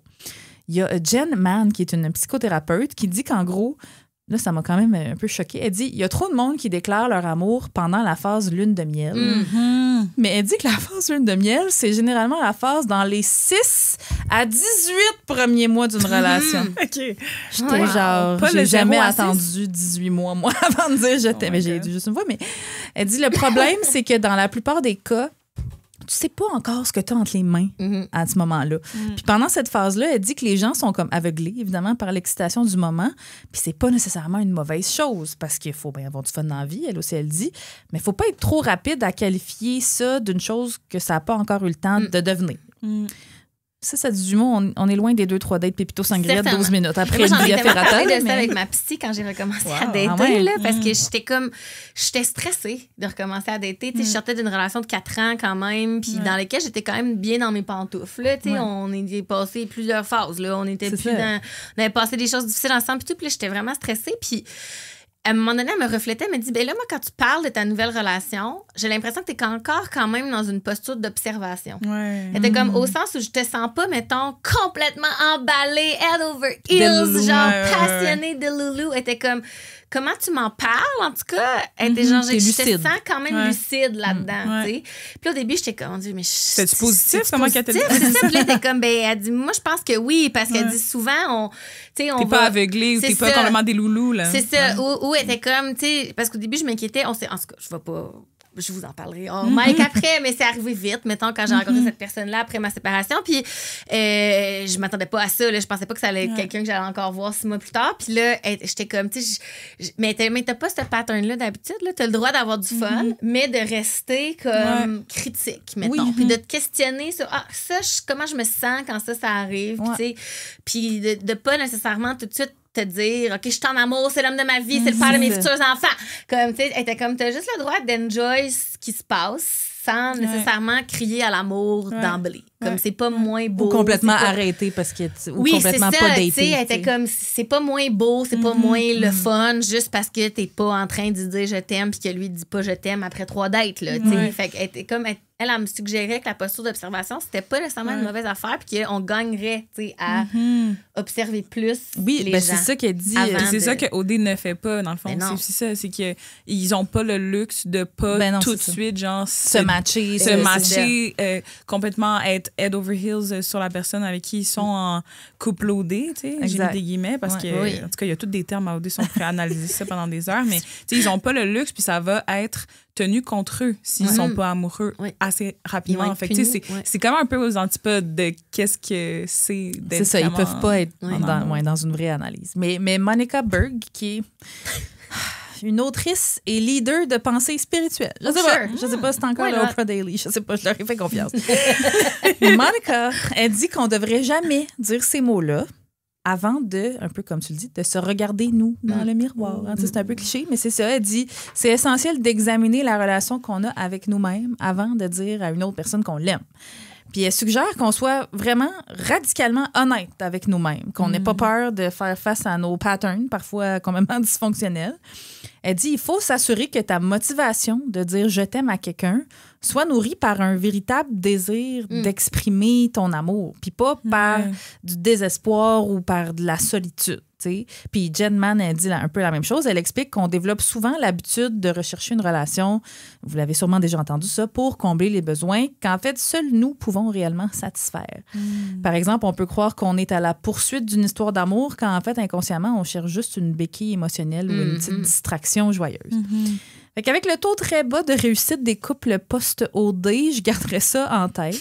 Mais je serais curieuse de vous entendre. Moi, je pense qu'un couple, mettons, comme JP Max, semble être beaucoup plus lucide là-dessus. Tu sais, je sais pas si on peut dire qu'ils s'aiment même pas, mais je pense qu'ils ont quand même de l'affection un envers l'autre. Ils ont beaucoup d'attirance physique et sexuelle l'un envers l'autre, mais j'ai envie de dire que je trouve ça rafraîchissant qu'ils soient même pas en mode on se promet rien. Là. Ils sont juste, on y va une étape à la fois, puis l'étape en ce moment, c'est on a envie de se manger à la face. Mais c'est aussi qu'ils se le disent pas. Ils sont pas en train de se dire en ce moment, on se met pas de pression. Tu sais, ils sont vraiment en train de vivre leur relation. Tu sais. C'est ça que je trouve qui cette année à OD, puis moi, honnêtement, dimanche, ça m'a donné un mal de tête. Là. Genre, j'ai l'impression d'être dans. OK, c'est un peu exagéré. J'ai l'impression d'être genre, à l'Assemblée nationale où tout le monde se dit n'importe quoi. Genre, vraiment, j'étais comme, non, mais je comprends rien. Genre, je comprends rien.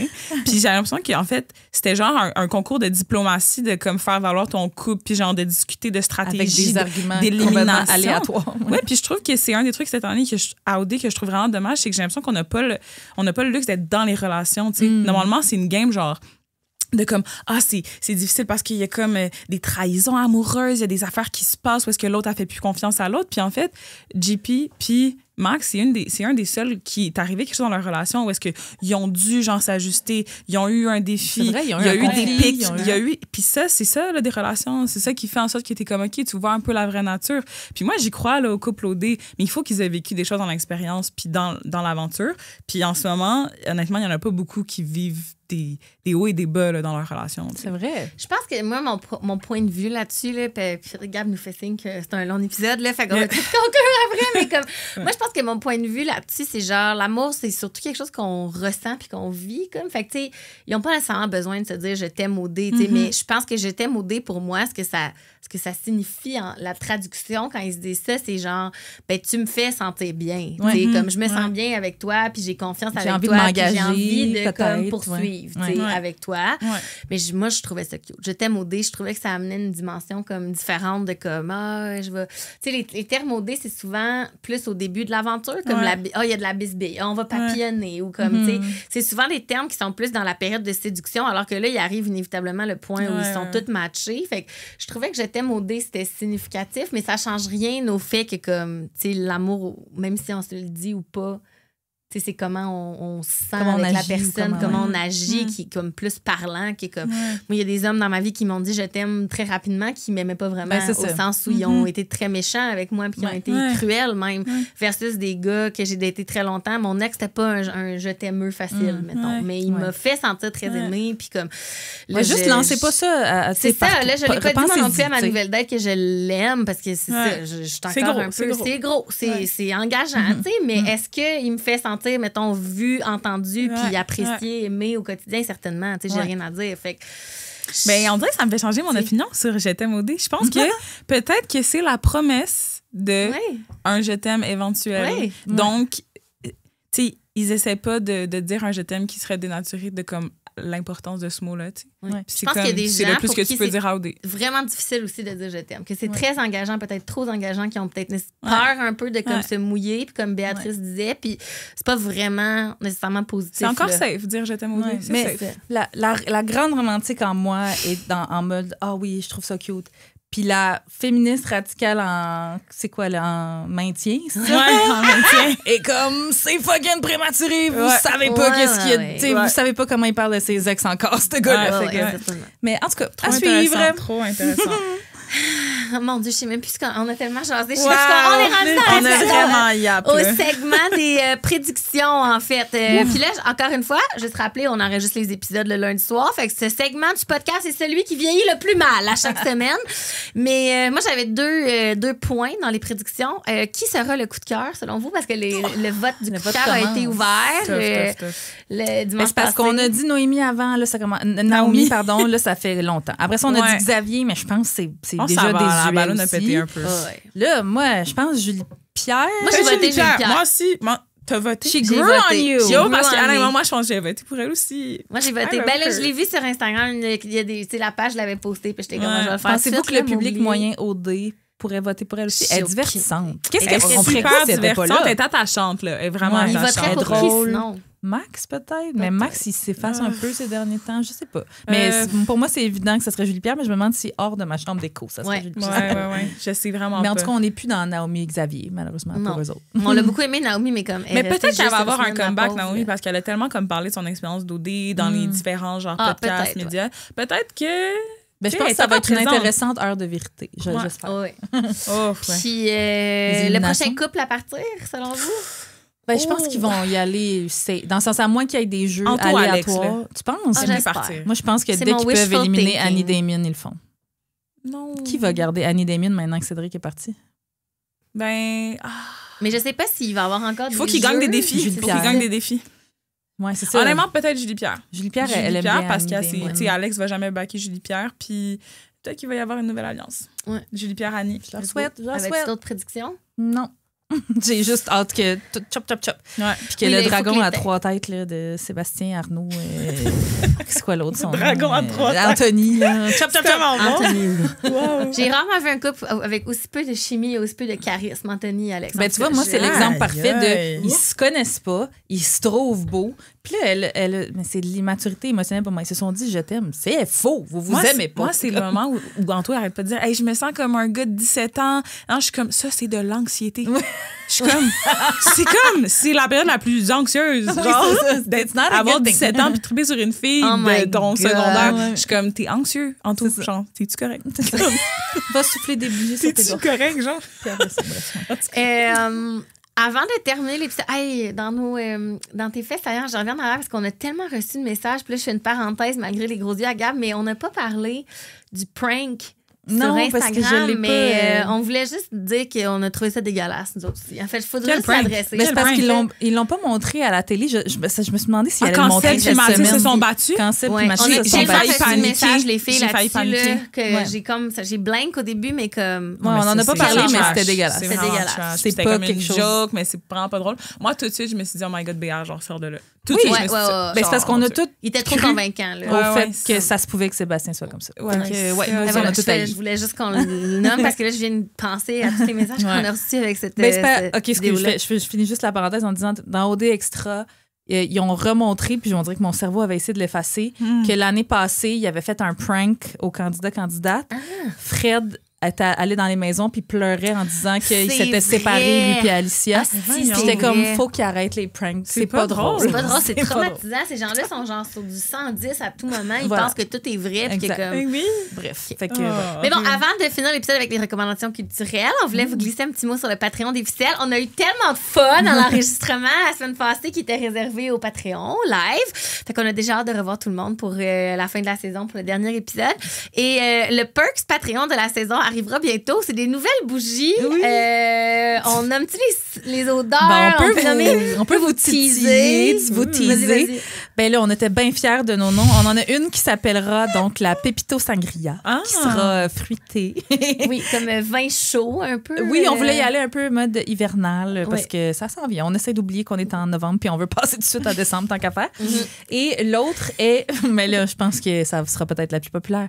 C'est la Via Ferrata. C'est la bougie bonne nature, forêt, boisée, conifère. Voilà. Voilà. Fait que la seule manière on peut pas s'en procurer. En fait, la seule manière d'en avoir, c'est de s'inscrire au Patreon qui est admissible. Oui, voilà. Mais si vous voulez nous nice. soutenir différemment, sachez qu'il y a aussi plusieurs paliers pour correspondre à tous les portefeuilles. Fait qu'on vous invite à vous inscrire pour découvrir des belles exclusivités. Et on en a des nouveaux Patreons cette semaine. Donc, merci à votre support et merci à Méloune À Amélie. et à Pascal Brouillard. Merci beaucoup. Et n'hésitez pas de nous envoyer vos questions pour le segment Patreon parce qu'on aime vraiment ça répondre directement à vos sujets. Et aujourd'hui, on va drop du tea. Oui, on va drop du tea. C'est un petit 5 minutes supplémentaire Qui va être, only ouais. accessible pour les Puis on Patreons. drop du tea aujourd'hui. Alors, on est rendu aux recommandations culturelles.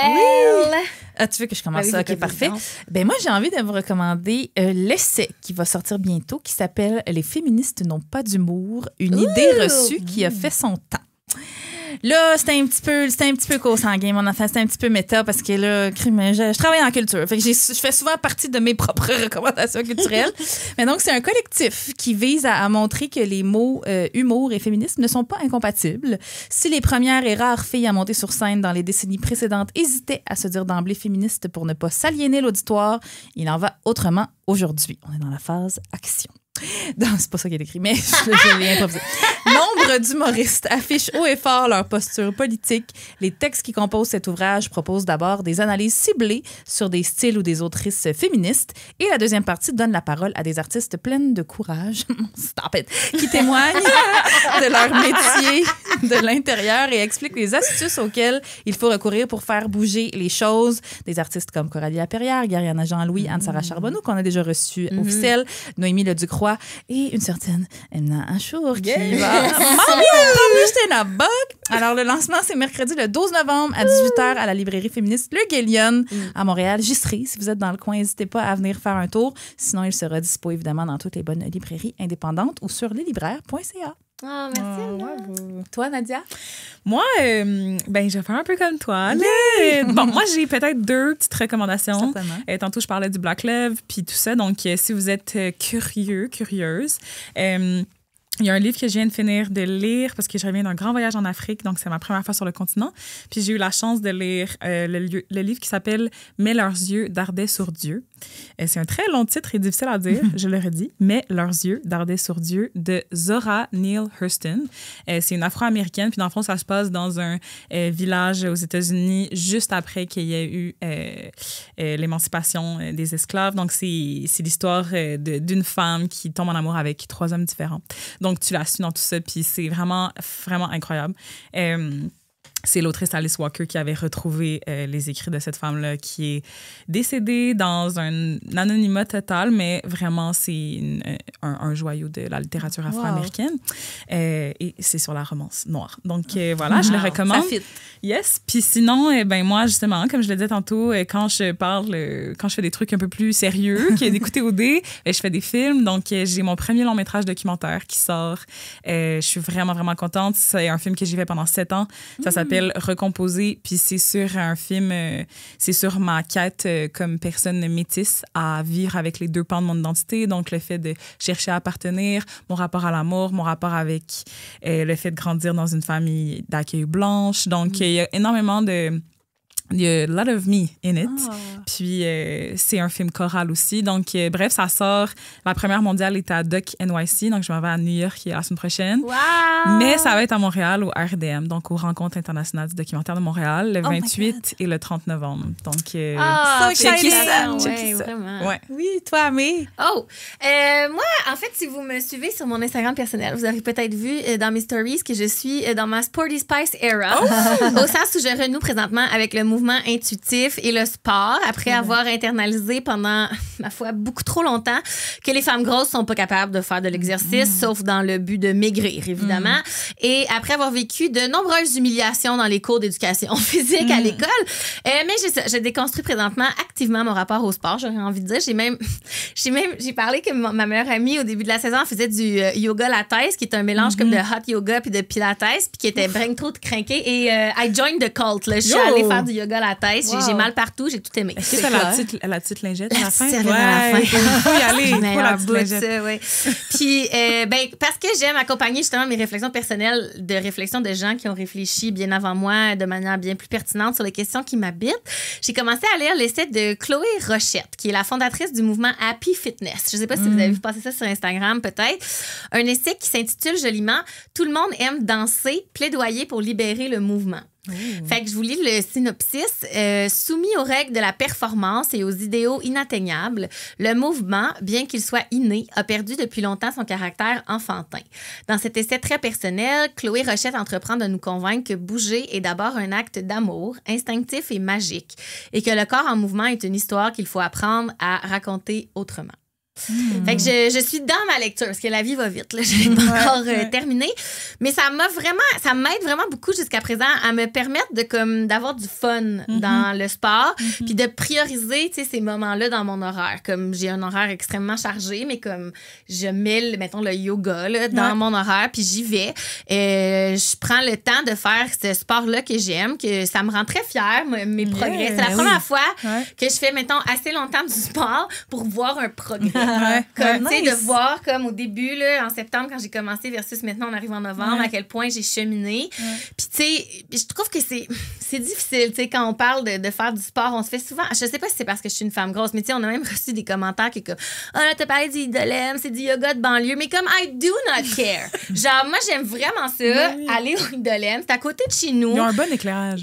Comme, tout va bien. Très bon éclairage. Puis, genre, il y a des profs qui sont pas blanche là comme moi j'ai toujours eu de l'aime tu sais je veux dire puis j'étais comme moi j'aime la lingette lingette les lampes de sel genre tout est beau tout est fun comme puis moi je suis une fille de banlieue expatriée à Montréal la gang fait que deal with it genre moi je fais du yoga de banlieue à Montréal ça a l'air puis moi je suis born and raised Montréal puis je joue pour Idolem mais je veux dire c'est propre en plus en tout cas bref puis je trouve que les gens sont très critiques comme du sport puis dans la performance en tout cas c'est ça qui m'a appelée dans cet essai là parce que je suis comme mais pourquoi vous me dites que je fais pas le bon yoga calissez-moi patience je peux juste faire du yoga tu sais, en tant que femme grosse, moi, je trouve ça subversif de toute manière, une femme grosse, quand il y a des fat babes au yoga, je suis comme, yes. Genre, tu sais, puis je vous souhaite, tu sais, la même chose, de trouver un sport qui vous réjouit parce que ça n'a pas besoin d'être la course, nécessairement, comme toutes les personnes dans la mi-trentaine que je connais, comme notre réalisatrice qui a haï son expérience de course, qui fait c'est oui, j'ai haï ça.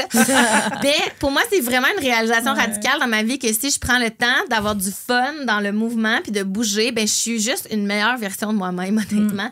Autant dans la façon que je suis comme peut être indulgente envers moi-même quand, mettons, ma vaisselle n'est pas faite un après-midi puis que là, mais aussi, je pense que je suis une meilleure amie, je suis une meilleure amoureuse, je suis une meilleure personne, je suis juste plus agréable overall quand mon système nerveux est régulé à travers le mouvement. Fait que voilà, je vous souhaite, j'ai fait une petite petite montée de lait en même C'est temps. bon, Mais ça. comme, c'est juste que sacrez-nous donc patience et c'est nous donc bouger comme on veut puis dans les conditions qui nous plaisent, tu sais. Fait que l'idée, c'est ça. Ça va vous donner envie de shake that booty. Super, merci. Ben, c'est là-dessus qu'on se quitte cette semaine. Merci tellement, Nadia, d'avoir c'était participé au incroyable. FITEL. Pour vrai, On a tout aimé. Quelle Merci, découverte. Est-ce merci qu'on à peut tu vous. sur Instagram? Yes, ou, oui, j'ai un compte, donc c'est Nana Louis Desmarchais sur Instagram. J'ai aussi un site, les gens peuvent suivre mon activité sur les réseaux. Ah, ben génial. Et ton film que tu viens de parler qui sort bientôt. Et ta série qui est Oui, ta encore série, sur ouais. Tout.tv. C'est encore gratuit sur tout.tv, les Wow. météorites, 10 épisodes, vous pouvez bien binge-watch ça. C'est parfait pour l'automne.